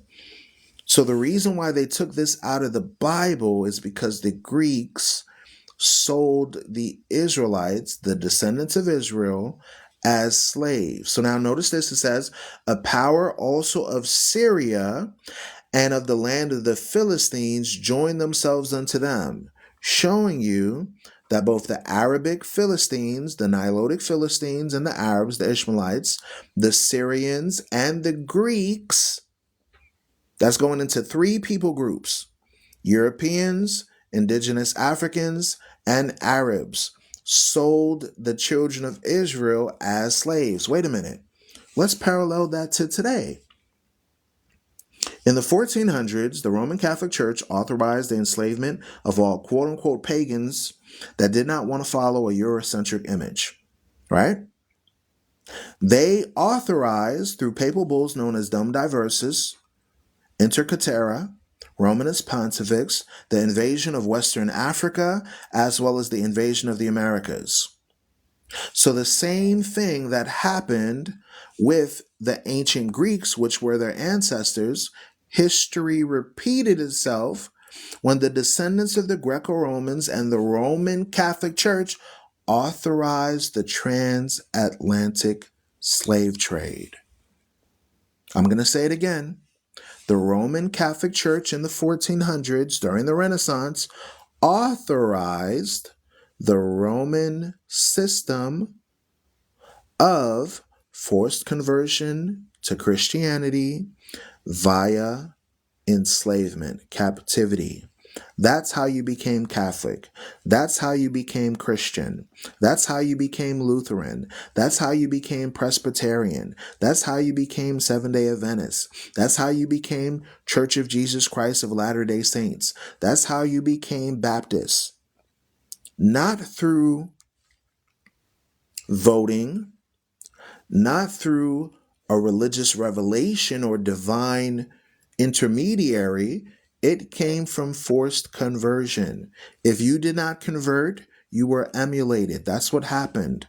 Burned at the stake. Oh, you don't want to follow the Catholic Church? You're a witch. You don't want to follow Luther? You're a Satanist. You don't want to follow this? That's how they operated. Now, let's touch on history of the Inquisition just briefly. Let's touch on it briefly. We're showing you the parallels of what happened. History of the Inquisition. Okay, history of the Inquisition. It says, the Inquisition was a period of prolonged and intensive questioning or interrogation, cross-questioning or catechism or inquiry. It was also the ecclesiastical tribunal established by Pope Gregory in near around 1232 for the suppression of quote-unquote heresy. It was actively chief in northern Italy and southern France and became notorious for the use of torture. In 1542, the Papal Inquisition was revived to combat Protestantism, eventually becoming the organ of the papal government. Okay, so when they were talking about crusades and inquisitions and all of these things, for educational purposes only, thank you, this was a judicial procedure that parallels the United States government in how it conducts its legal procedures. Here's why. During the Inquisition, if you were accused of a crime, you had to bend yourself to the mercy of the court, and you had to choose between acquiring a lawyer that was given to you by the state. And that lawyer or public defender will tell you to confess yourself to be guilty or suffer more punishment from the state. That's what happened. Fast forward 2024, when you go to court, if you can't afford to purchase your own representative, your own attorney, what happens? They give you a public defender, and that public defender says, bend yourself down to the mercy of the court, say that you're guilty, or you're going to get a worse punishment. Let's parallel that to the war in Iraq. Many citizens and foreigners to the United States government were taken to foreign tribunals, military tribunals, and they were inquiring to their involvement in insurgent activities. Now, in the state of Georgia, you have, correct, it's called plea bargaining, correct. Plea or we will punish you. That's how it works. Say that you're bad or we're going to give you a worse punishment. That's how it works. Okay? So now, let's parallel that to various other things. Currently in Georgia, there was a case where United States citizens and protesters are now indicted over RICO charges and domestic terrorist charges. Why? Because they were passing out flyers against police brutality. Literally. They were indicted for RICO charges and terroristic charges because they said they did not want the government to build a military-based facility called Police City in the heart of an urban center in Atlanta, Georgia. So you think slavery is just chattel slavery? No.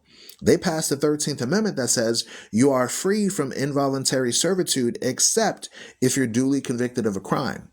Now what they're doing, since prison spaces are getting overcrowded and they can't fill all the prisons and they're not building the prisons fast enough, what they're going to do now is start to indict citizens and put them on house arrest. So you're going to see in the next couple of years a lot more United States citizens that are going to have chains around their foot as ankle monitors. Watch me. Watch what I say come true. Watch it, look it up, investigate it. You have the stock prices of GPS monitoring systems going up. You have prison overcrowding, and you have more governments that are going now passing laws and going and saying, instead of interning people in a prison, we're going to lock them up in their own house and put a GPS monitor. I'm trying to help you make it make sense. So now, what else did the Greco-Romans do in the past, and what can we parallel it to today? We call it history. The Bible calls it prophecy.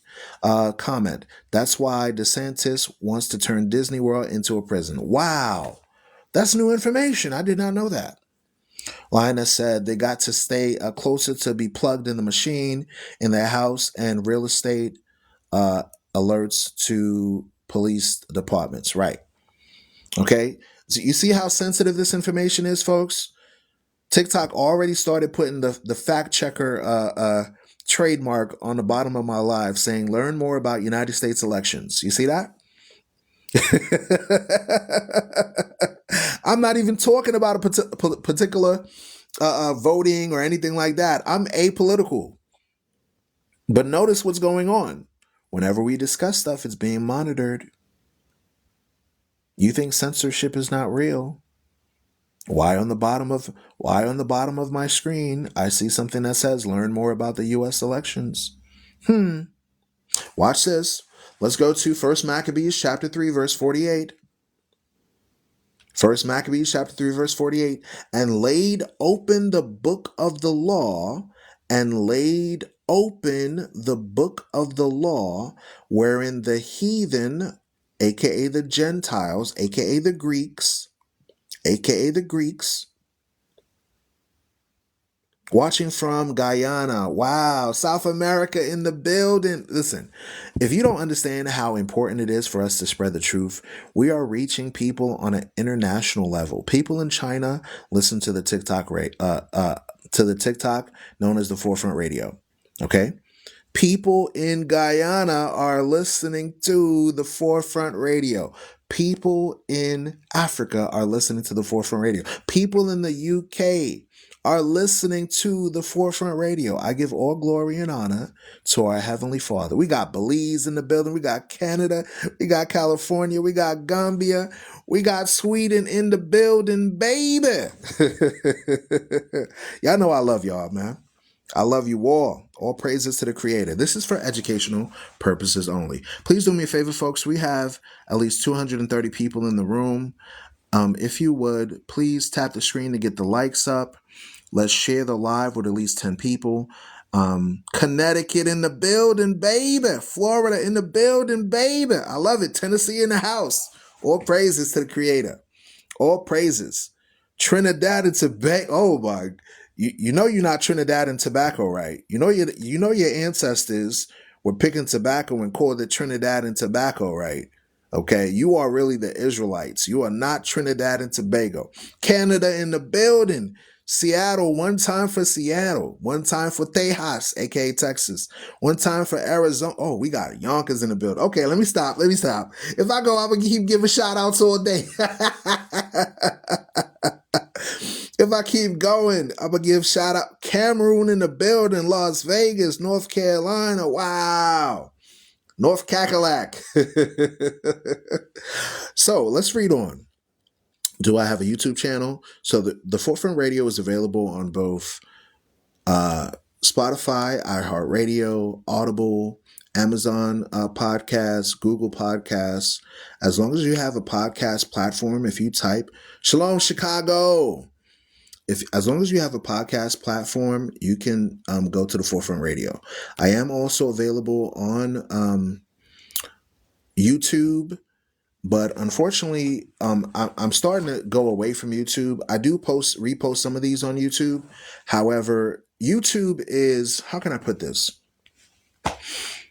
YouTube is not fair concerning controversial topics and allowing monetization of controversial subjects and platforms, especially independent media such as what I present, because I've had a YouTube channel for well over 15 years, since 2008, I believe.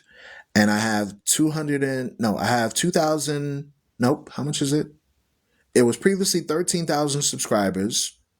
Their requirements to monetize is this. They require you to have 1,000 subscribers, 4,000 watch hours in order to be eligible for monetization. So now my platform has 4.5 million in worldwide reach, 1.5 million views, 12,800 subscribers. Okay, so I'm well over the threshold for monetization. For 15 years, they refused to monetize my account. I've basically been working putting up videos on YouTube for free. I go on TikTok for only less than a year, and the monetization already started coming in. Okay, because of the fact that I have supporters that are on TikTok that will send gifts, that'll send likes, that'll put on my Cash App. But here it is on YouTube. I've garnered more views for their website. Think about it, y'all. 4.5 million worldwide that I've reached through YouTube. But they refuse to monetize the account. And here it is. I'm on TikTok for less than a year, and the account's already been monetized. You see what I'm saying? That's the difference. Google will censor you. I had a video one time that I posted. It was a documentary that I made called While You Were Sleeping. It had 1.7 million views. If I sold it for $1 per view, I would be a millionaire by now. But because they want you to dance around, exactly like Coffee Brown just said, they want me to tap dance and sing and do twerk videos. That's what they want for you to monetize. Instead they said nope. So I'm literally getting support by viewers like you. So the Spotify account, all for free. The TikTok, all for free. All the content that I put out, all for free. And it's the viewers that send gifts, send donations, and help a brother out. That's pretty much what it is. You see what I'm saying? Support independent media, folks. So now let's read once again. So now I know that my treasures are in heaven. I'm not worried about how much money that I make or anything like that, because the gospel is free. You know, the gospel is free. I still got to pay the internet though. I still got to pay the light bill though. But anyways, let's continue on this subject about Greece and Rome. Listen close. It says, and laid open the book of the law. We're reading 1 Maccabees chapter 3, verse 48. I really want every single person that's here to listen to what we're about to read and ask yourself a question. Does this relate to today? Okay. Watch this. It says, and laid open the book of the law, wherein the heathen sought to paint the likeness of their images. Their images. So now, when the Greeks came into power, they took the Bible. And they started to paint the likeness of their faces. This is called today iconoclasm. So now, I'm going to give you the parallels now. The image that you're looking at the screen, at the very top, is an image of one of the Israelites. Notice the melanation of his skin. This is archaeological data that you can acquire when President Putin opened the vaults and showed you iconography from Dura Europos in Syria, from Russia, from the Eastern Orthodox Church, from the Greek Orthodox Church. They knew that the Jews were black. They knew it.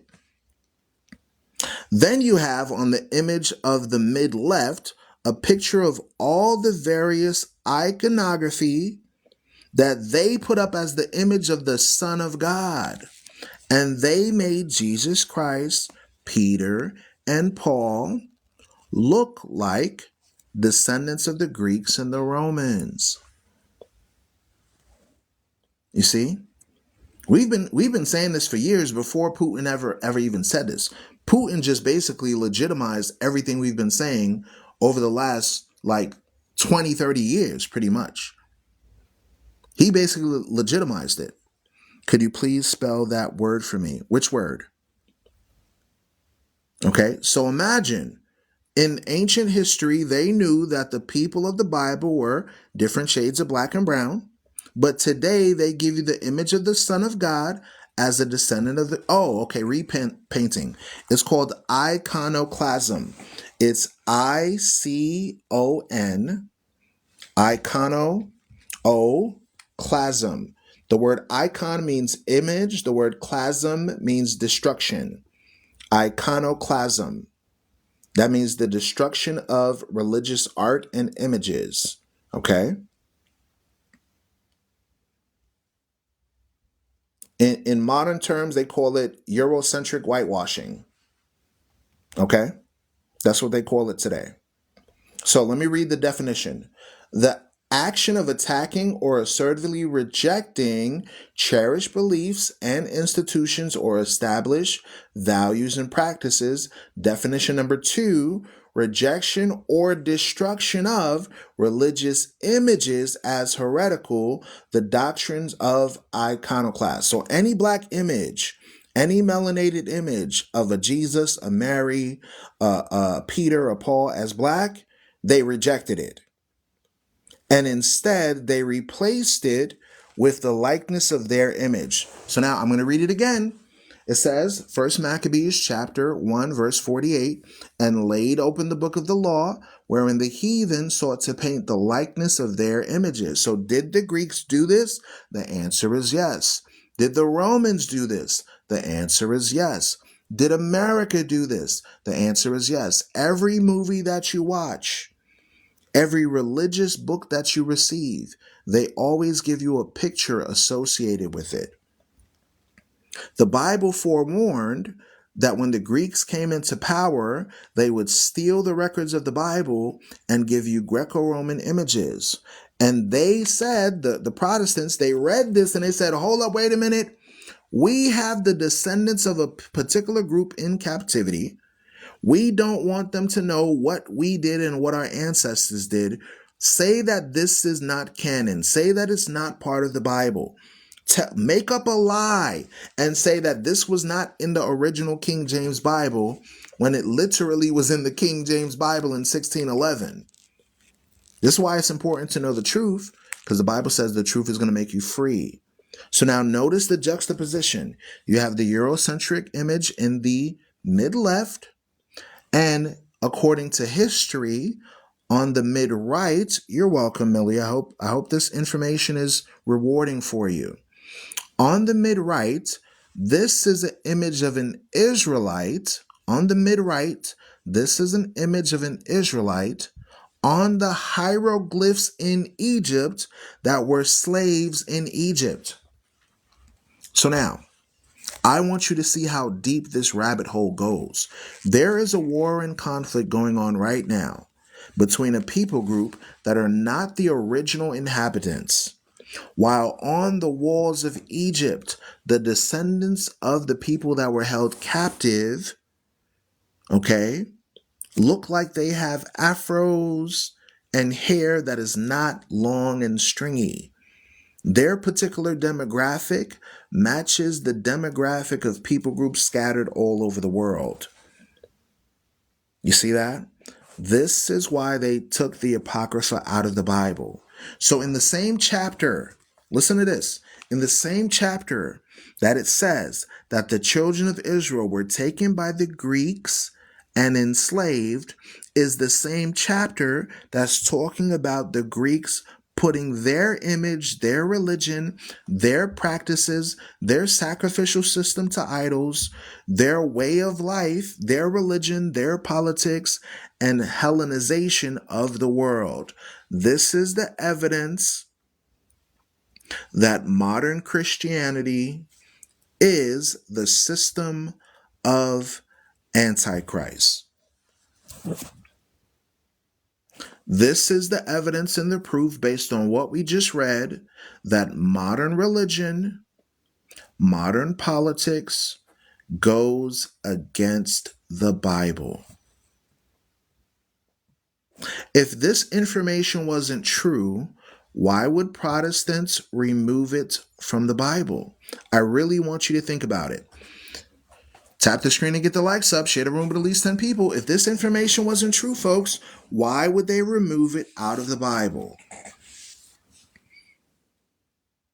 There was an agenda afoot from early time, and the Bible forewarned what would happen before it happened, folks. Before it happened, they forewarned. So now it's time for us to do what? Repent, change, get our mind right. Because now God is forewarning the people that if any man worship the beast and his image, the same will be thrown in the lake of fire. There was a particular image that was put throughout the world. Now we're warning the people, this is not a matter of color. This is a matter of truth. We want to save you from being thrown in the barbecue pit. If you worship a Eurocentric image on the day of judgment, when you stand before a black Messiah, you're going to get thrown in the barbecue. It's that serious. Yes, our grandparents were wrong about religion. May God have mercy on their souls. Yes, our ancestors were deceived about religion, but now it's time to wake up. Psalms chapter 19, verse 7 reads thus: "The law of the Lord is perfect, converting the soul. The testimony of the Lord is sure, making wise the simple." This Bible is the only thing that can remove the veil from our eyes. This Bible is the only thing that can remove the spiritual blindness that we all are impacted of, both Jew and Gentile, both Hebrew and Greek. both melanated, non-melanated, both male and female. This is the only thing that can wake us up out of the lies that we've been taught. Lies in politics, lies in modern religion, lies in science. When you examine the Holy Writ and compare it to modern history, the Bible is a true book. How can a book make a prediction years before it took place?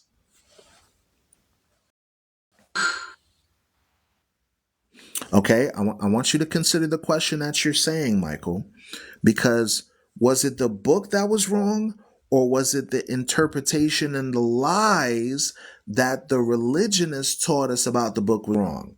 There's a difference. There's a difference. We're reading from the same book that they removed out of the Bible. We're reading out of the same book that they removed out of the Bible. There is no private interpretation. It's either you get it or you don't. So they removed it. Now you have to ask the question, why?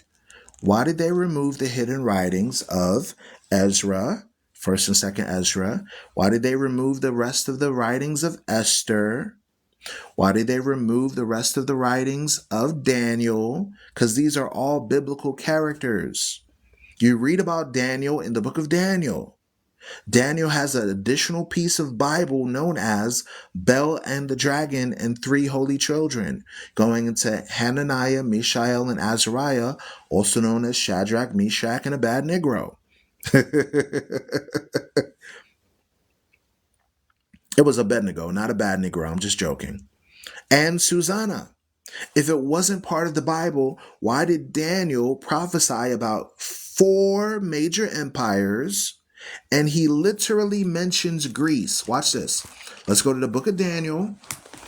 Let's go to the book of Daniel. I'm going to show you how the Apocrypha relates to all and why it should be included and why it was in the original canon. Let's go to the book of Daniel. The book of Daniel. We're going to start at chapter... Do I want chapter 7 or chapter 8?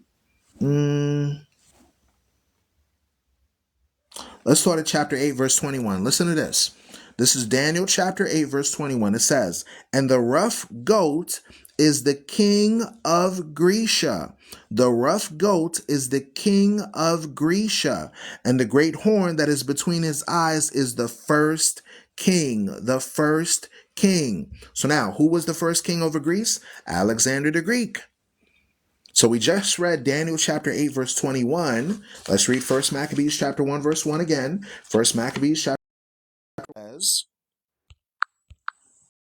happened after that Alexander, the son of Philip, the Macedonian, who came out of the land of Chittim, he smitten Darius, kings of the Persians and the Medes, and he reigned in his stead the first over Greece. So Daniel chapter 8, verse 21 talks about the first king of Grecia. First Maccabees chapter 1 talks about the first king of Greece. It's the same person. So whenever somebody tells me, like an atheist, they say, oh, the Bible isn't true, the Bible isn't historical, I ask them a simple question. Was Alexander the Greek a real person? Yes or no? They always answer yes. Then I ask them, does the Bible talk about Alexander the Greek? Yes or no? They don't know because they never read the Bible. This is like talking to a college professor, and the college professor is asking you questions just to set you up. And you think you know a little bit of calculus and algebra, and you come in saying 2 plus 2 is 22, and the professor rips you to shreds. That's the same comparison when I talk to people and ask them, was Alexander the Greek a real person? Yes or no? They say, yes, he was a real person. Then I ask them, does the Bible mention Alexander the Greek? And they say, I don't know. Well, I never read it, but I don't. Well, there you go. In the book of Daniel, the prophecy talks about the first king over Greece. The only area you find about Alexander the Greek is in the books that they took out of the Holy Bible. So whenever somebody tries to tell you, oh, the Apocrypha shouldn't be part of the Bible, hem them up. Hem them up with that very question. Read Daniel chapter 8, verse 21 about the first king of Greece and ask them, where in the regular 66 books can I find the king of the Greeks mentioned? Who's the first king of the Greeks? Alexander. So why can't I read that in Romans and Galatians and the book of Acts? I don't see nothing. That's going into the Roman Empire. So notice this. The last book of the Old Testament allegedly is Malachi, right? That's during the Persian Empire. When you jump to Matthew, that's going into Herod the Greek, Pontius Pilatus. That is the Roman Empire. You see? That is the Roman Empire. So what part is missing?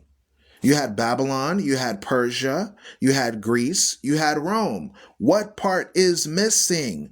The Grecian Empire. And you read about the history of Hellenization of the Israelites in 1st and 2nd Maccabees. Is Jesus only the prophet, or is the only begotten Son in the books you're on? Jesus is the Son of God, according to the entire Bible, including the Apocrypha. Ezra, who was a Levite priest, writes about Jesus Christ in 2nd Ezra chapter 2 and chapter 7. Yes, Alexander the Greek. I don't call him the Great. I call him Alexander the Greek. Okay? The reason why is because the Bible says that which is highly esteemed among men is an abomination unto God. The only one I call great is Jesus Christ.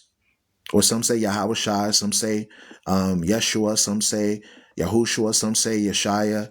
Most people know who I'm talking about, the Son of God. The real one, not the fake one that's on the middle of the screen. The Afro-Hebraic one, you see? Hanukkah is also known as the Feast of Dedication. Correct. So Jesus celebrated the Feast of Dedication. John chapter 10, verse 22. John chapter 10, verse 22 says this. John chapter 10, verse 22. It says, and it was at Jerusalem the feast of dedication, and it was winter. And Jesus walked in the temple in Solomon's porch. Let me read it again. And it was at Jerusalem the feast or festival of the dedication, and it was winter.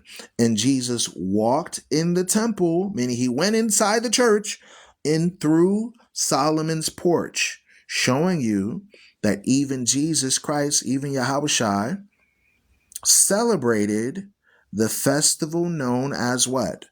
Hanukkah, the Feast of Dedication. So now, question for the critical thinker, are we followers of Christ or are we not? Are you a follower of Christ? Yes or no? If your answer is yes, then verse 27 is for you. It says, my sheep hear my voice, and I know them, and they follow me.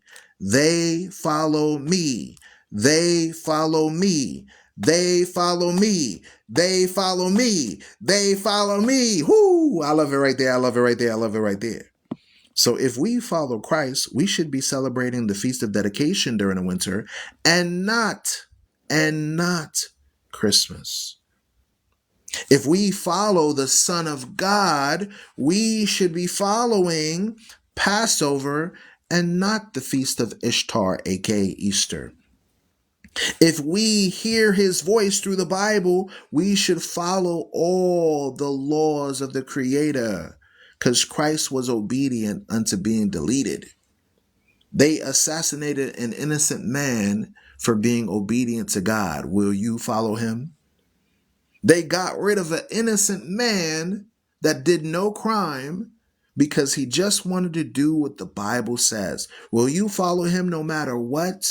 No matter what, even if they decide to try to emulate your Bible, even if they decide to try to throw you in jail, because now it's a criminal activity to pass out Bibles now, apparently. Apparently in the United States of America, passing out flyers and passing out flyers is bad.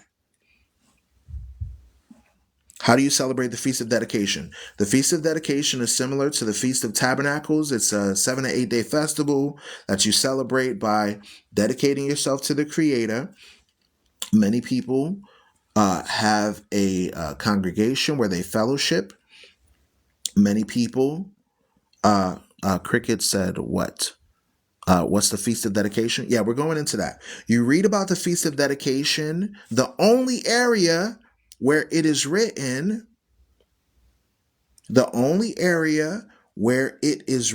about the festival of dedication, you can read about that in 1 Maccabees chapter 4, verse 51 through 56. You're able to give gifts during that time. Guess what?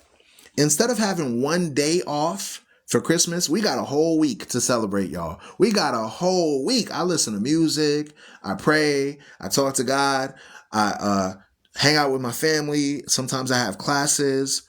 Every time the Feast of Dedication comes, it's similar to the dedication of the temple that King Solomon had when he dedicated the temple to the Most High. So now, spiritually speaking, we are the temple of God. Christ should dwell in you. The Messiah should dwell in you. So when is it?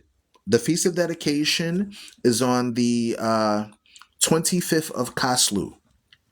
The 25th of Kaslu usually falls either the last couple of days of the week of November or in December.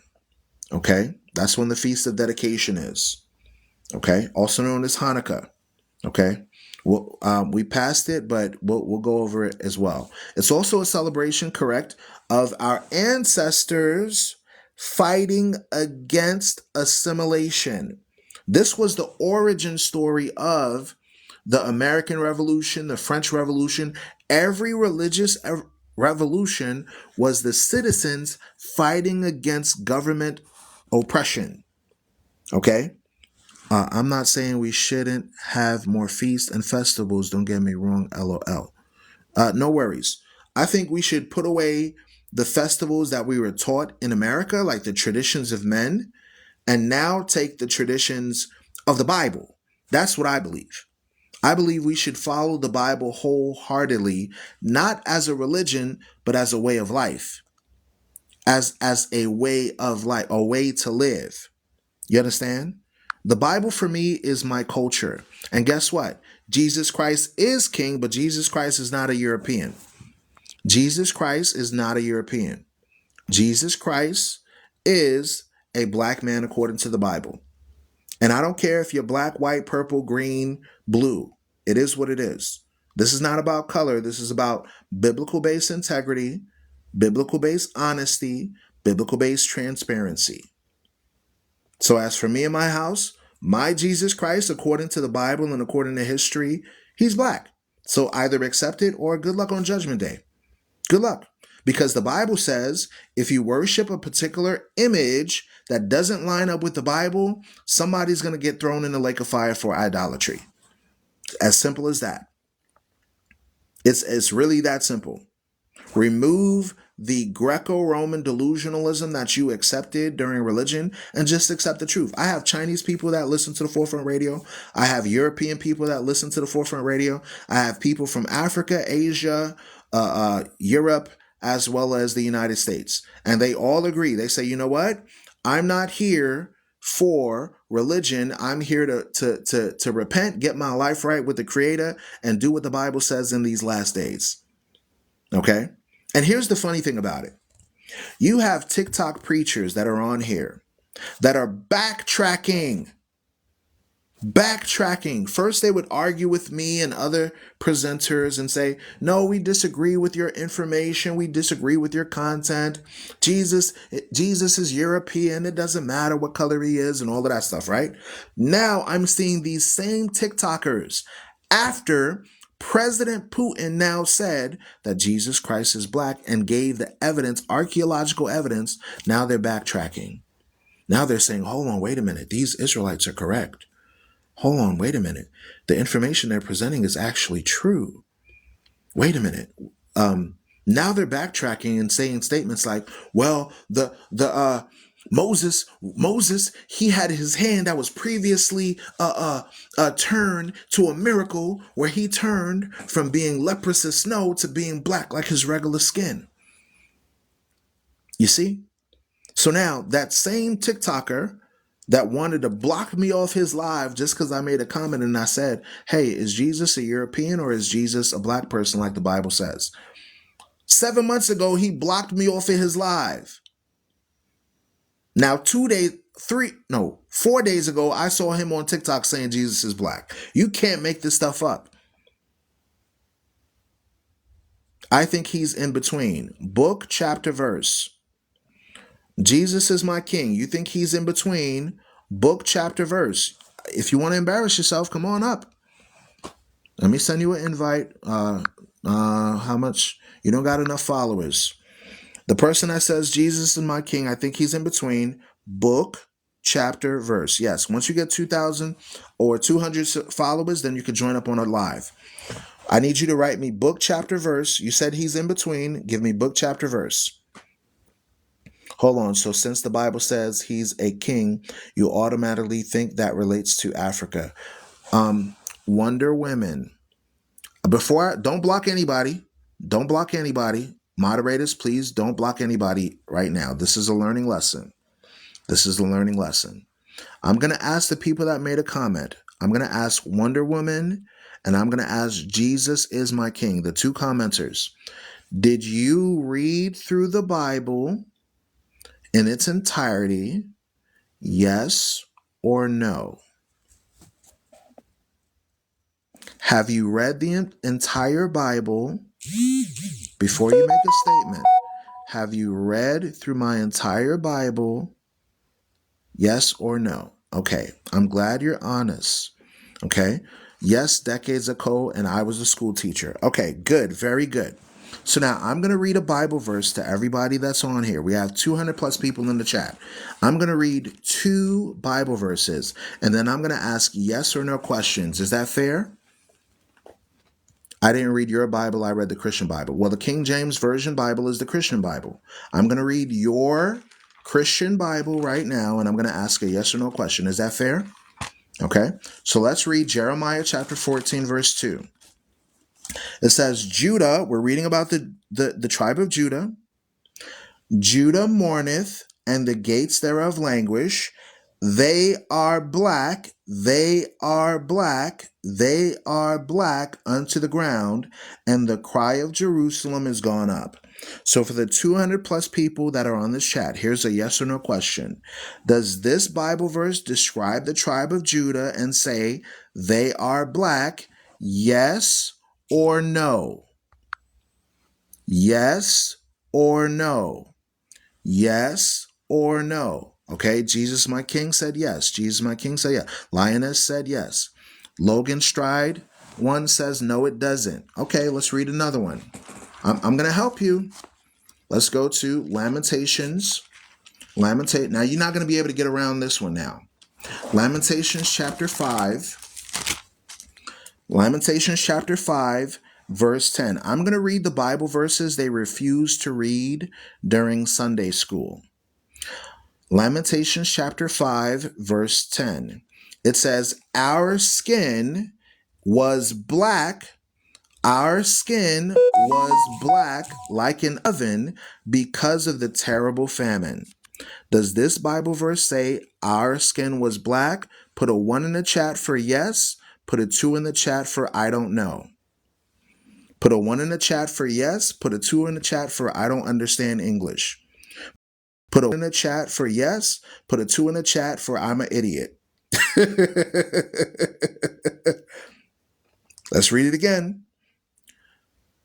Let's read it again. Our skin. What is skin? Skin is your epithelial layer. Skin is your dermis layer. Skin is going into your skin tone, your skin complexion. It says our skin was black. Does this say our skin was black? Yes or no? This is not about color. This is about truth. This is about truth. It's about truth. Can you tell me what version you're reading? This is in every King James Version Bible. They skip over these verses in church. They skip over these verses in church. Jesus was a black Israeli, not African. Watch this, watch this. Let me help you, Sunday school teacher. Let me assist you from Eurocentric delusionalism. Watch this. Numbers chapter 12, verse 1, it says, "And Miriam and Aaron spake against Moses because of the Ethiopian woman whom he married, for he had married an Ethiopian woman." So did Moses marry an Ethiopian African woman? Yes or no? Write it in the chat.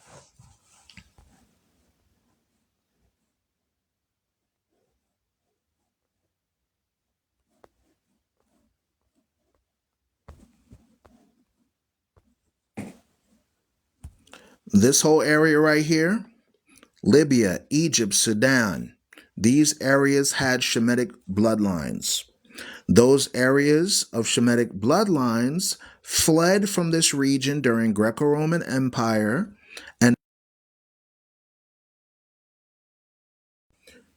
fled further south and west during Greco-Roman expansion. Watch this. Moses was married to an Ethiopian woman, right? We just read that, right? Watch this. I'm going to show you something.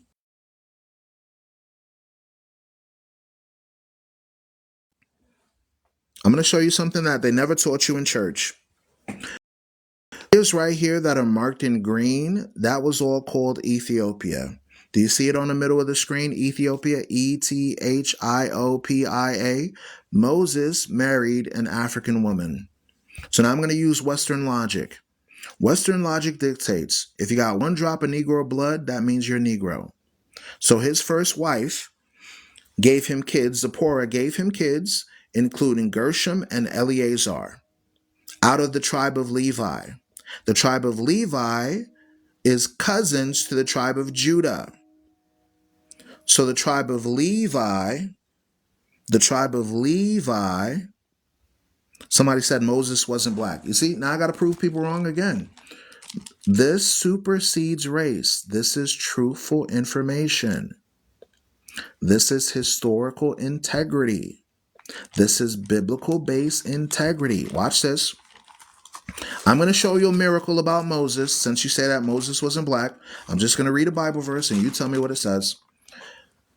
Exodus chapter 4, verse 6. Either you're smart or you're not smart. Either there's reading and then there's reading comprehension. Watch this. It says, "And the Lord said, furthermore, unto him, put now thy hand into thy bosom. And he put his hand into his bosom, and when he took it out, behold, his hand was leprous as snow." Leprous as snow. So the miracle occurred when Moses put his hand on his chest and pull it out, it turned the color of snow. That was the miracle. Watch this, verse 7. "And he said, put thy hand into thy bosom again. And he put his hand into his bosom again and plucked out his bosom. And behold, it turned again as his other flesh. His other flesh." So Moses was compared to a black Egyptian.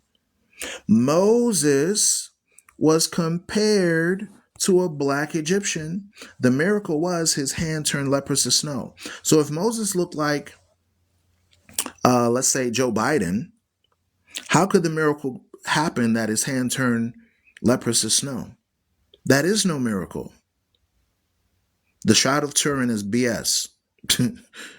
Paul was mistaken for a black Egyptian. Okay. Phineas means black. Cush means black. Niger means black. There was a person in Acts chapter 13, verse 1, Simeon and Barnabas. They were called Niger.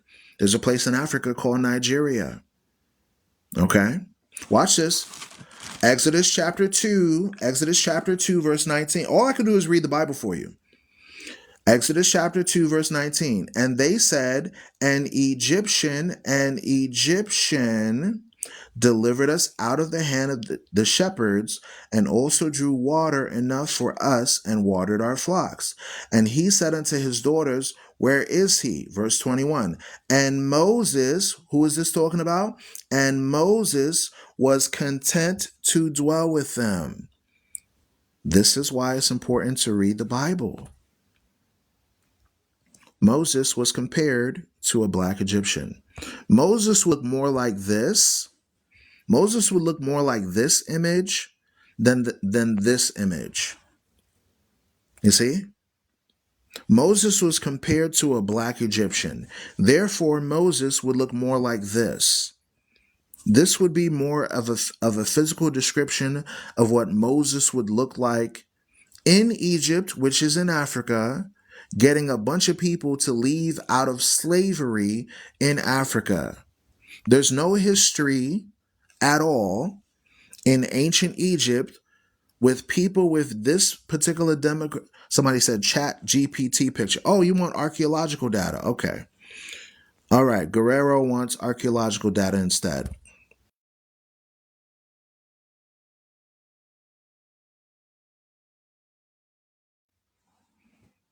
You see that?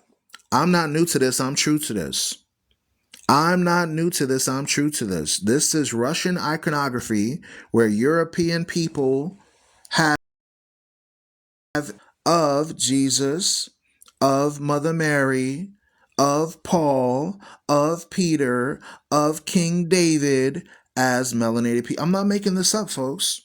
I've been doing this for well over a decade. You're talking to a college professor. You're not talking to some Joe Schmo that just started on TikTok. Does this look like an African or an Arab? I wonder. Does this look like an African or an Arab? I wonder. Let's look for some more. Let's look for some more archaeological data.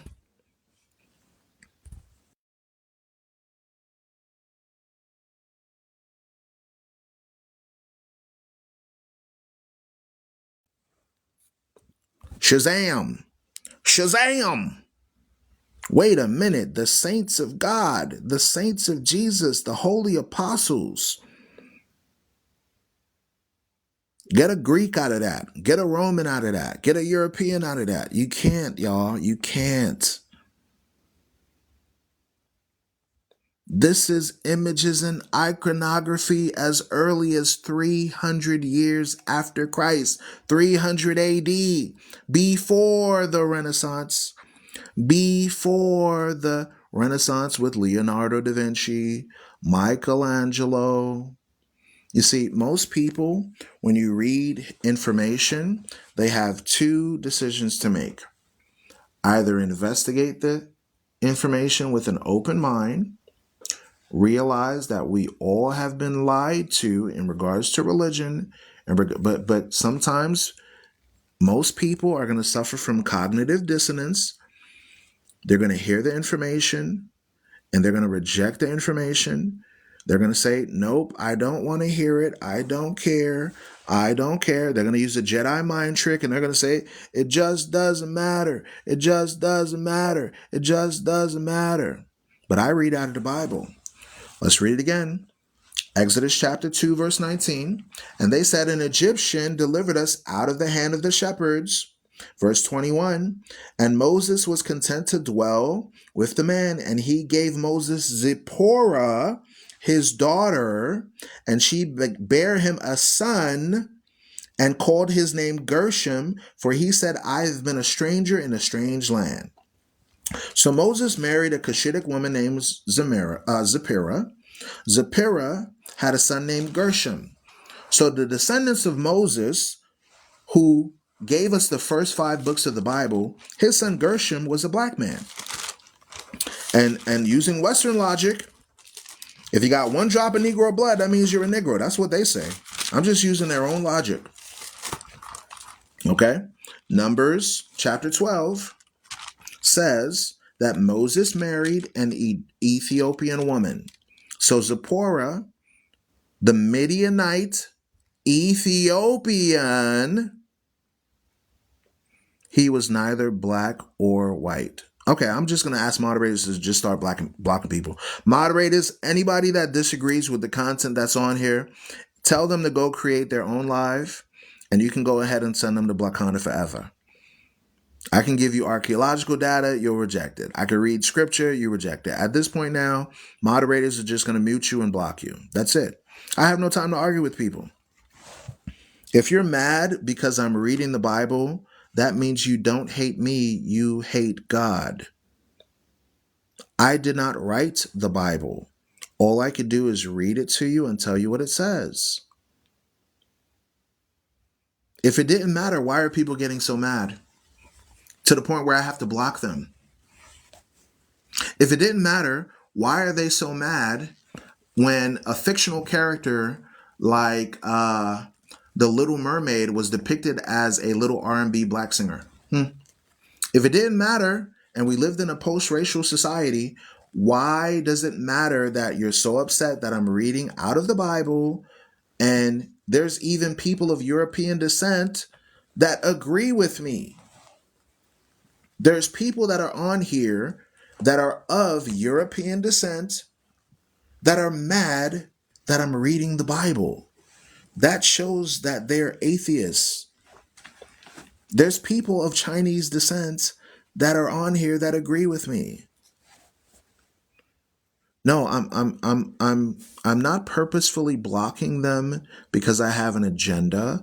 I'm blocking because they're distracting people that generally actually are interested in this content. You do know that there are hundreds of TikTokers going live right now. So they could literally watch whatever the hell they want to watch on TikTok. They could watch cat videos. They could watch boxing videos. They can watch people practice karate.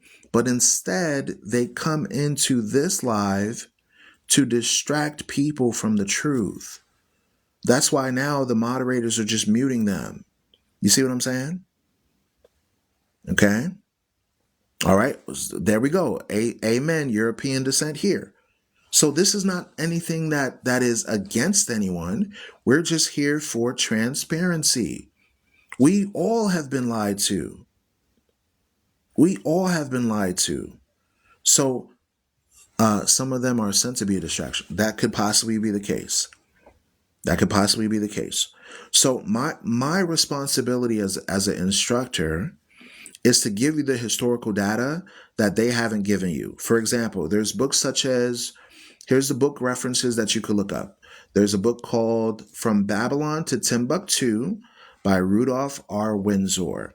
It's available on Amazon. I receive no commission from promoting it. It's just a book that I read that helped me to understand this information better. Okay? Once again, the book is called From Babylon to Timbuktu by Rudolph R. Windsor. Okay?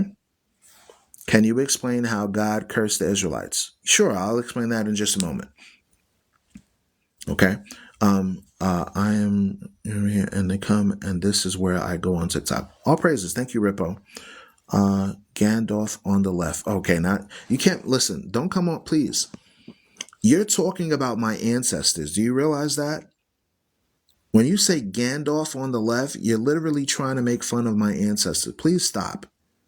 I don't make fun of anybody and say, oh, the first president of the United States, George Washington, he was a Korean and it doesn't matter what he was and blah, blah, blah, blah. No, I know that he came from Britain and some of his ancestors were from Britain. And I'm not going to deny that. But when it comes to the Bible and I'm showing you my own history, all of a sudden you're like, oh, it can't be real. This is like talking to a person from China and they're telling you Chinese history. And you're like, no, I don't want to hear Chinese history. Everything came out of Saudi Arabia. We don't care about China. Comparing my ancestor to Gandalf? Come on, man. Now I got a picture. Hold on.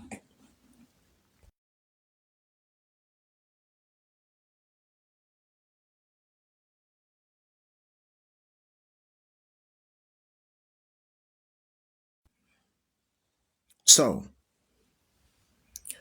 nobody said color didn't matter. Nobody said color didn't matter when they depicted Jesus Christ as, what's that guy name that played on The Passion of the Christ? Cavelli or something like that. What was his name? Joe Cavelli or something like that, I think it was. Joe Cavazel. I think that's his name. Cavazel. Nobody said color didn't matter when missionaries were traveling into various regions and lands and providing a image. No, it wasn't Al Pacino. It was someone. It was I think it was Joe Cavazel. I think that's his Jim Cavazel. Thank you. Thank you. Nobody said that. Nobody stopped and protested. Nobody put up picket signs. They all accepted it. They all accepted it. Okay? So, if I told you that Nelson Mandela, the president of South Africa, after the apartheid movement, was really from, people would look at me as if I was intellectually inebriated. This is the same parallel when I'm showing you archaeological data of the Israelites being enslaved in Egypt with the hieroglyphs showing them as melanated people. And I could literally grab fellow people that I know that are rabbis, that are religious teachers, that are pastors, that can literally verify everything that I'm saying. But then when I cover the information, it seems as though you'll have a few detractors that want to debate or argue, and they've never read the Bible in its entirety. Never. They've never read the book. I can ask them simple questions and they won't even answer it correctly because they don't know the Bible. They just know what they were taught in religion. There's a difference, folks.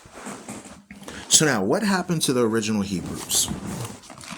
Let's go to Deuteronomy chapter 28 real quick. No, let's go to Joel chapter 3. Let's go to Joel chapter 3. What happened to the original Hebrews? Since we're on the topic of the Greeks and the Romans and colonization and Hellenization, you had two groups of Israelites. You had some that were melanated and some that were non-melanated. You had some that were bloodline descendants of Abraham, Isaac, and Jacob. You had some that were religious converts during the time of John Hyrcanus, who accepted Judaism, which is going into like the Herodian dynasty. This is so much information to cover. Let's make it succinct. Let's make it short and to the point. Let's go to Joel. Let's go to Joel chapter 3. Because this is like condensing volumes of data of information and just going over it on a TikTok live stream and concising it to like 20 minutes. I'm trying so hard to try to give everybody as much information on this as possible. But like the challenge comes where you're like, there's so much information on these topics. How do you like condense it? Let's go to Joel chapter 3. Let's start at verse 1. It says, "For behold, in those days and in that time, when I shall bring again the captivity of Judah and Jerusalem, I will also gather all nations and will bring them down into the valley of Jehoshaphat and will plead with them there for my people and for my heritage Israel." Now notice this, "whom they have scattered among the nations and parted my land." So what happened amongst the real Israelites is that the Gentiles scattered them, which is where we get the modern word diaspora or exile, into all nations. That's going into the various trade routes going along in Asia, Africa, Europe, and the Americas. Okay? You can take a moment to investigate all the various captivities of the Israelites from the time of their leaving out of the land of Canaan to being impacted by the Moabites, the Midianites, the Canaanites, subsequent captivities with the Assyrians, Babylonians, as well as the Medes and the Persians, Parthians, and then the Greek Empire, like we just read earlier, with the Greeks put them in the slavery, and then Roman occupation during the Roman Empire. Subsequently, after the Roman Empire, during the fall of Rome, you had the initiation of the Holy Roman Empire from 300 AD going forward. from 300 AD of Constantine, 325 AD, around that, to about 700 AD, you had in 700 AD the formation of Islam. Islam also invaded Northeast Africa, going across from Saudi Arabia into all the regions, spreading east of Saudi Arabia and spreading west of Saudi Arabia. So Islam had its tentacles all the way into Iran, Iraq, Afghanistan, India, Persia, and then subsequently through the Ottoman Empire and all the other Turks and stuff, invaded Northeast Africa, going into Egypt, Libya, Morocco, Sudan, all of that. Okay? Then further down into Western Africa, as well as the Swahili territories of Eastern Africa, Ethiopia, all of that. Okay. With that being said, God is going to identify the nations that put his people in captivity in what we're going to read right here. It says, "And they have cast lots for my people, and have given a boy for a harlot, and sold a girl for wine that they might drink." That's going into auction sales. That's going into harems. That's going into people being sold into captivity for wine, liquor, beer, all of that stuff. Okay. Then it says, "Yea, and what have ye to do with me, O Tyre and Zidon?" That's modern day Lebanon. Originally, the Canaanite tribes of Tyre and the Zidonians lived in that area of Lebanon. They assisted all the coast of Palestine, aka the Palestinians, the Philistines, going into who? The Ishmaelite Arabs, into selling the children of Israel during the Arabic slave trade. Okay? So it says, "Oh, what have ye to do with me, O Tyre and Zidon?" You can read about the Zidonians in Genesis chapter 10. They are descendants of the Hamitic bloodline, aka Nilotic tribes of the Canaanites. The Canaanites, Hittites, Zidonians, all of them are the same people groups with the Cushites and the Mizraim. Okay? Not the Arabs that invaded Northeast Africa. We're talking about the indigenous Nilote tribes. Okay? Then they had a part with all the coast of Palestine, which are the Arabs. So those two people groups had their part as being identified as being a part of the slave trade in the Eastern realm. Okay? You call it the East African slave trade, the Sub-Saharan slave trade, the Silk Road slave trade. What else? We call that the Sub-Saharan slave. All of that had a part to do with the Tyrians, the Zidonians, and the Ishmaelites. Okay? So then it says, "Will you render me a recompense?" This is Joel chapter 3, verse 4. "Will you render me a recompense? If you recompense me, swiftly and speedily will I return your recompense upon your own head." So if you're wondering why there's always conflicts in the Middle East and Northeast Africa, that's because God is pronouncing judgments on those same people groups that enslaved his people. Okay, now watch this. Verse 5, "Because you have taken my silver and my gold, and have carried into your temples my goodly and pleasant things." So now the temples are going into what? The mosques, the synagogues, the churches, also on the secular part, the museums, the Capitol buildings. Remember, when the Greeks, the Romans, and the Arabs invaded Northeast Africa, they took all the artifacts. That's why you can go to Britain all the way to Britain right now, and you can find Benin bronzes, you can find silver, you can find gold that was stolen out of Africa. You see? No, see, God don't care about no gold. Listen, I'm reading the Bible. If God doesn't care about gold, why is it documented in the Bible? All you have to do, listen, all you have to do if you've never read the Bible and you've never, is just take note. That's all you need to do. Write down the scriptures, go back and read it.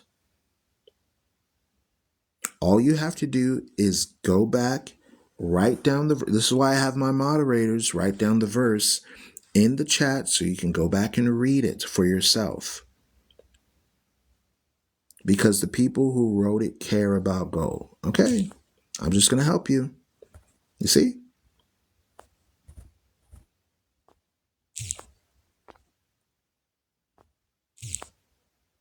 That easy.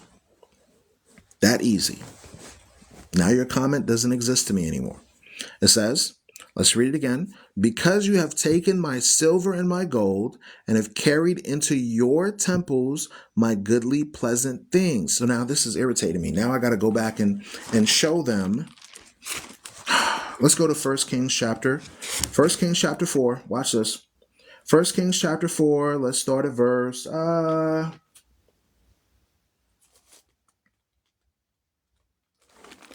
Kings chapter 4. Let's start at when Solomon was getting the temple, and was when Solomon was establishing the temple for the people. You can't make this stuff up. You can't make this stuff up. They said God didn't care about gold. People care about gold. Now I got to prove them wrong with the Bible. Let's read in 1 Kings about Solomon and him creating the temple, because what is God talking about when he says, you took my silver and my gold out of my temple? What is he talking about? Let's find out. Let's go to 1 Kings chapter 4. Let's start at verse 26. It says, and Solomon had 40,000 stalls of horses and his chariots, and 12,000 horsemen. And those officers did provide victuals for King Solomon. And for all that came unto King Solomon's table, they lacked nothing. Verse 29, and God gave Solomon wisdom and understanding, exceeding much, and largeness of heart. Verse 30, and Solomon's wisdom excelled the wisdom of all the children of the east country and the wisdom of Egypt. So Solomon at that time was one of the wisest black men on the planet. Now let's go to 1 Kings chapter 6. Now we're going to read verse 21. Why was the temple filled with gold? Let's find out. 1 Kings chapter 6, verse 21, it says, so Solomon overlaid the house within with pure gold, and he made the partition by the chains of gold before the oracle, and he overlaid it with gold. You see that? So King Solomon established his temple that he built for the Most High, for the Creator, with gold. Now we're reading 1 Kings chapter 6, verse 22. It says, and the whole house he overlaid with gold until he had finished all the house. Also the whole altar that was by the oracle he overlaid with gold. And with the oracle he made 2 cherubims of olive tree, each 10 cubits. Let's go to another one. 1 Kings chapter 7, verse 48. 1 Kings chapter 7, verse 48. We know this Bible, y'all. We're not playing. 1 Kings chapter 7, verse 48. It says, and Solomon left all the vessels unweighed because they were exceeding many, neither was the weight of brass found out. Verse 48. And Solomon made all the vessels that pertained unto the house of the Lord, unto the house of the Lord. That's going into what? The temple, the temple, the temple, the temple. Unto the house of the Lord, the altar of gold and the table of gold, whereupon the showbread was. So you hear people talk about Mansa Musa and he was the richest black man alive. No, that's a lie. King Solomon had 40,000 stalls of horses. Imagine you had 40,000 McLarens, 40,000 Bugattis, 40,000 Vipers, 40,000, one of the most expensive cars ever. Okay? That's how wealthy he was. And the temple of God that he had, the table was gold. The walls were in line with gold. The cherubim was gold. This black man was so rich that gold was compared to aluminum in his kingdom. Silver was like tin. Okay? Just like how you have value for the American dollar and all of that, that's how much components of gold was utilized for the temple of the Most High. So now let's go back now to what happened when the Nilotic tribes, the Ishmaelites, and the Greeks invaded his temple. What did they do? Joel chapter 3, Verse 5, because you have taken my silver and my gold and have carried into your temples my goodly and pleasant things. You see that? The children also of Judah and the children of Jerusalem have you sold unto the Grecians, that you may remove them far from their border. So what happened? The real Israelites of the Bible were sold into slavery. That's why they're called the lost tribes of Israel. How did they get lost? Colonization. How did they get lost? Enslavement. How did they get lost? Their identities was removed from them. How did they get lost? They were Hellenized by the Greco-Roman Empire. They became Greek citizens. They became Roman citizens. They became Gentiles. They became European citizens, African citizens, American citizens, Brazilian citizens, Puerto Rican citizens, Jamaican citizens, Argentinian citizens, Colombian citizens, Australian citizens, Japanese citizens. They got scattered all over the world as slaves. They were sold. They were sold. They were sold on auction blocks. And subsequently, they were given a new religion called Christianity and Islam, the two major religions that took these people groups all across the world was Christianity, Catholicism, Protestantism, and Islam. This is the part of the Bible that they refuse to teach in church. They reject any mention of slavery in the Bible. They reject any mention of slavery in the Bible.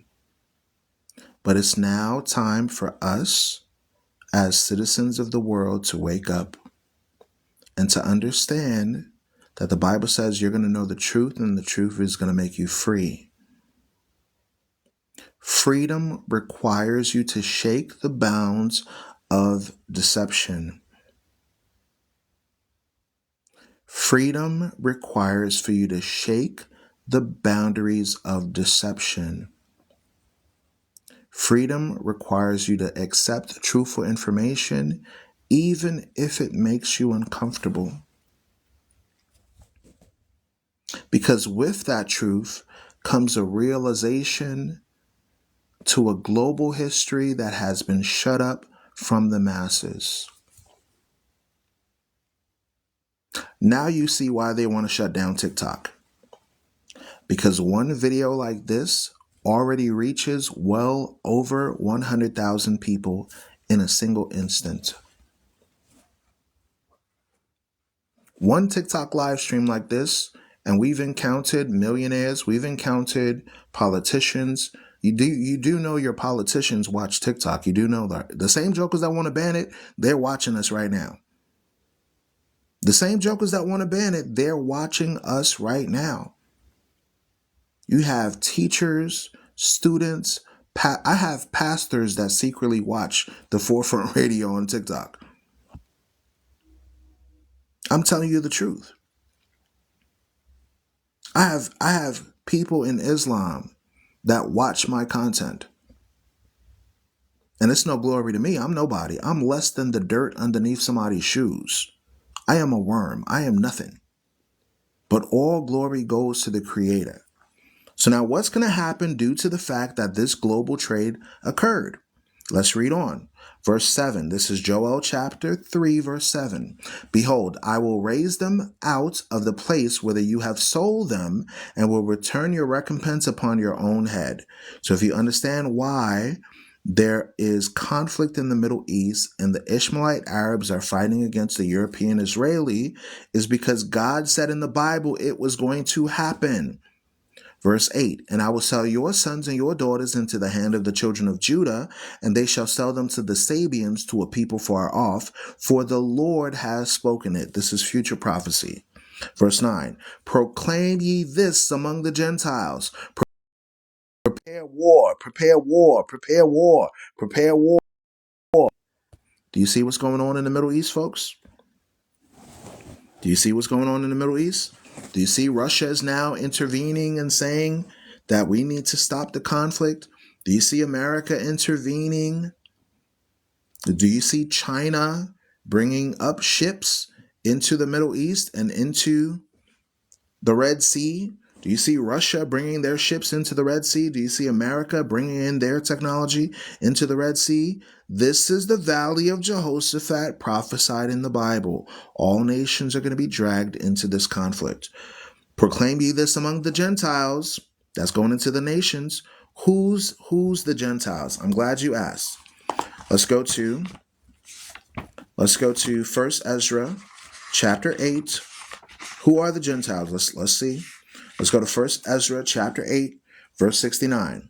The nation of Israel, the princes, the priests, and the Levites have not put away from them the strange people of the land, nor the pollutions of the Gentiles, to wit, of the Canaanites, the Hittites, the Perizzites, the Jebusites, and the Moabites, the Egyptians, and the Edomites.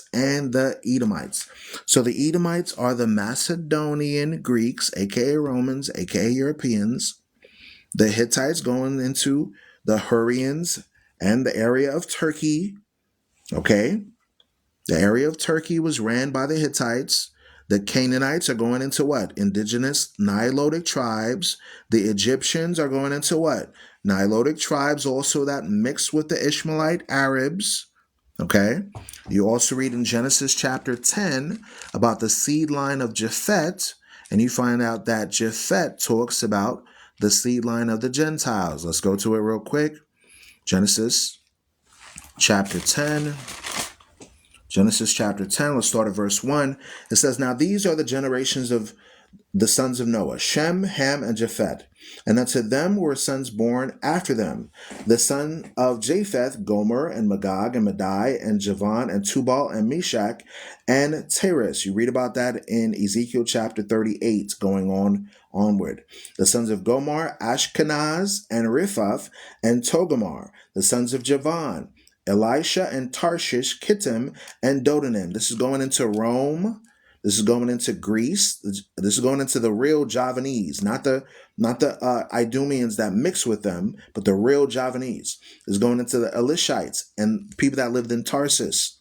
Okay, Meshach, that's going into Moscow. Meshach, that's going into Moscow.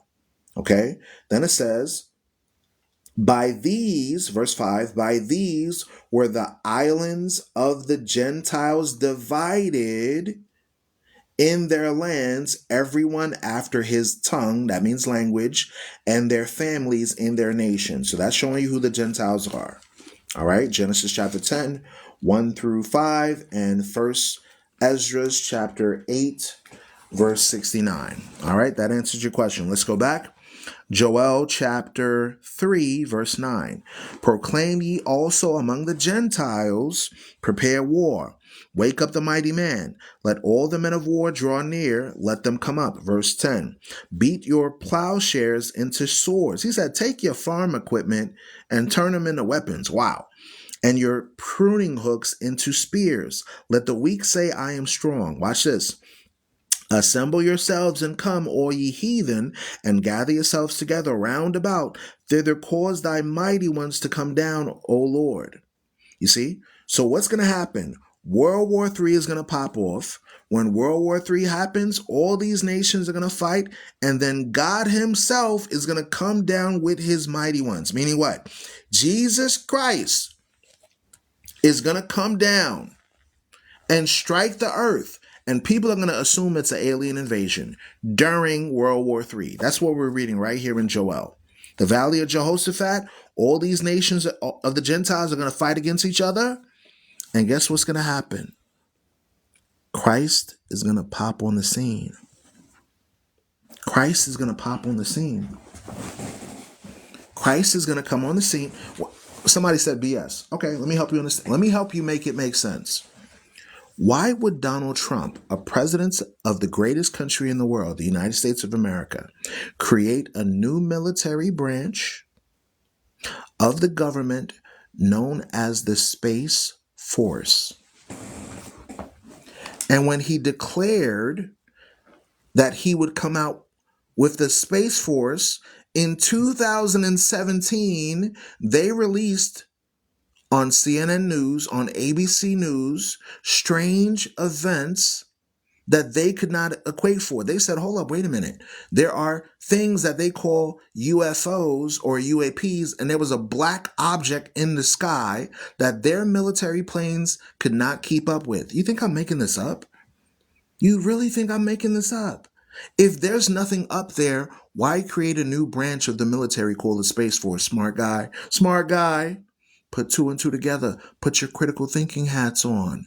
I want you to think, why create a new Space Force if there's no military up there? People think I'm making this up. That's been going on for a while now. Yeah.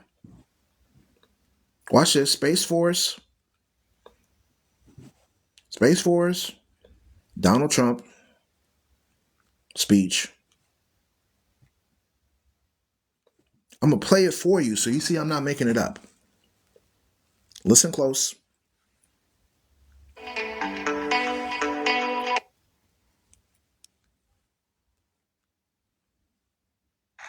Space. Going to be a lot of things happening in space.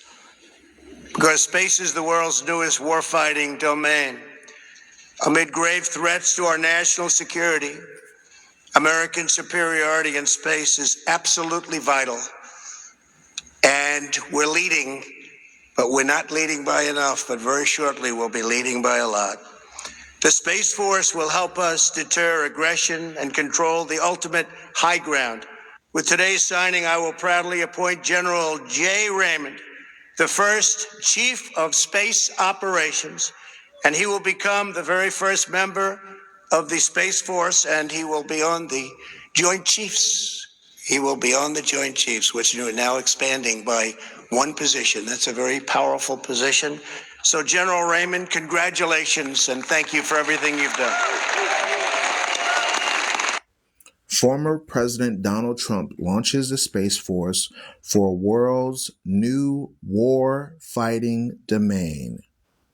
So the person I was saying BS. Why is the President of the United States creating a military force for space if nothing is up there? Hello. You just heard former President Donald Trump in a speech, and that speech was dated 4 years ago. This speech was 4 years ago, December the 21st, 2019, presented on Guardian News, which garners over 3.54 million subscribers. You really think I got time to waste my time talking to people and making stuff up?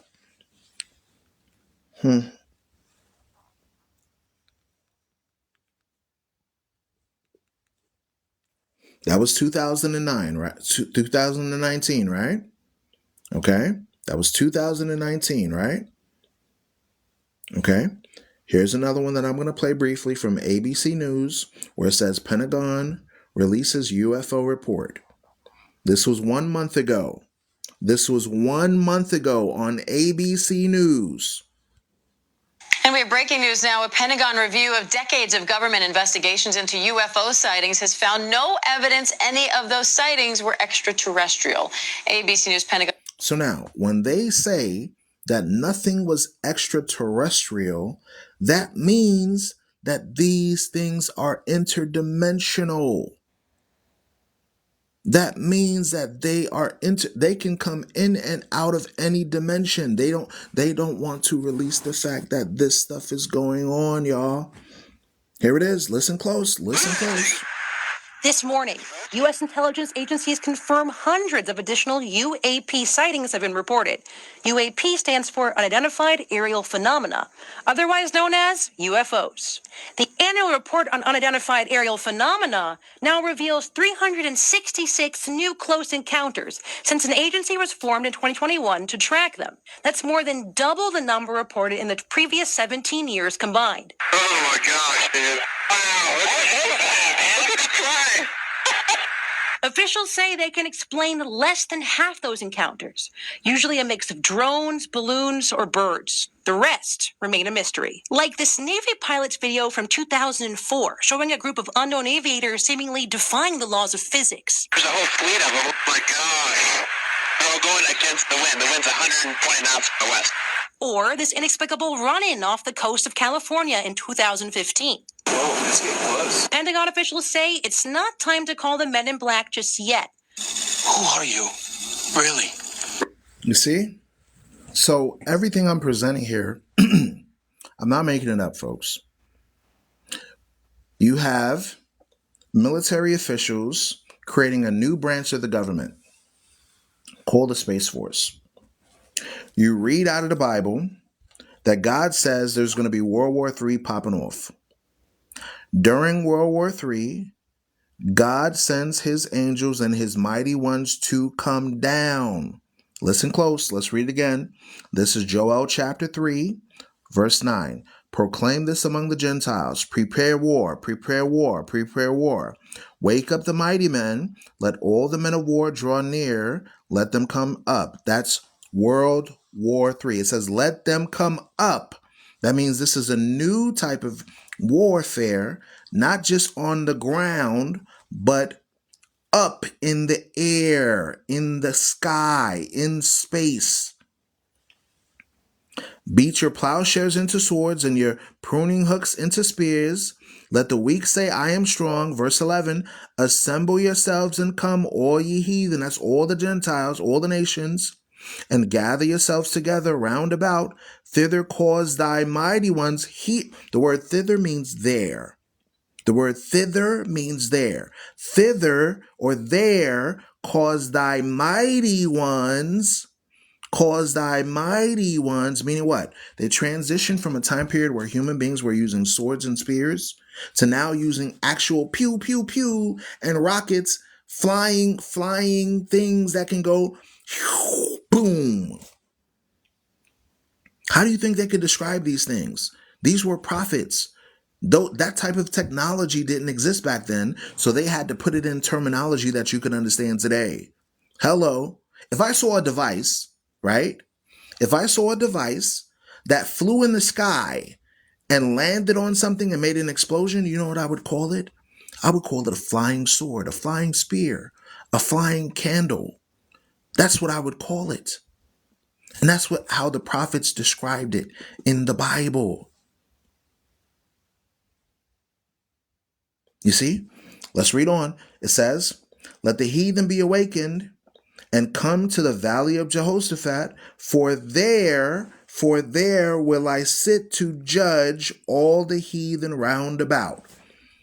So in that so-called Middle East, like we were covering earlier, with Iran and Iraq and Russia and the Israeli state being involved, they're going to drag everybody else into World War III. And when that happens, you're going to see a lot of destruction on the earth, folks. Listen, people are so delusional. They see what's happening in Gaza and they're laughing. They're mocking and they're saying, ha, ha, ha, ha, ha, ha, ha, ha, ha. They don't realize, what if that happens on the front lawn of the White House? What if that same devastation happens in New York or Atlanta or LA or London or Paris? You think that stuff is going to be self-contained? You think they're going to keep it there in the Middle East? When Russia gets involved, when Iran gets involved, when the United States get involved, when the UK get involved, when Germany gets involved? People are laughing and they don't even know that they're laughing at their own shame. Pride will make them deceive. Because guess what? The Bible says pride comes before a fall. Pride comes before a fall. A lot of prideful people are going to read these texts And they're going to say, you know what? It doesn't matter. It doesn't matter what you're talking about. Somebody said you make no sense. Have you been? Thank you, moderator. I appreciate you. For the people that are watching on here that say I don't make no sense, why do I have over 200 people listening? You could keep scrolling. If this information wasn't important, why am I covering news stories? Why am I reading articles? Why am I playing news information from ABC, CBS, Reuters, and other news sources? Why am I reading out of the Bible? If it doesn't make sense, keep scrolling. Watch people eat tomatoes. Watch cat videos. Go entertain yourself. Go watch people rolling on the floor dancing and doing that type of stuff. I'm done. I'm done. I'm done. I'm done. I'm done. Since I don't make no sense, it's okay. It's okay. Thank you for listening to the Forefront Radio, y'all. I've been on here for hours. I'm going to go ahead and take a break. I'm going to go ahead and talk to my wife and hang out with her and spend time with her and rub her pregnant belly. The people that are on my Discord channel will have a Bible study tomorrow night, and we'll go more in depth on this since people on YouTube and TikTok, they don't want to hear this information. I appreciate you all. May the Most High bless you and keep you and cause his face to shine upon you. Thank you for taking time out of your busy schedule to listen and be informed. Go back and read the text of scripture and study it for yourself. May the Most High watch over you all. And with that, I say shalom, peace to the 12.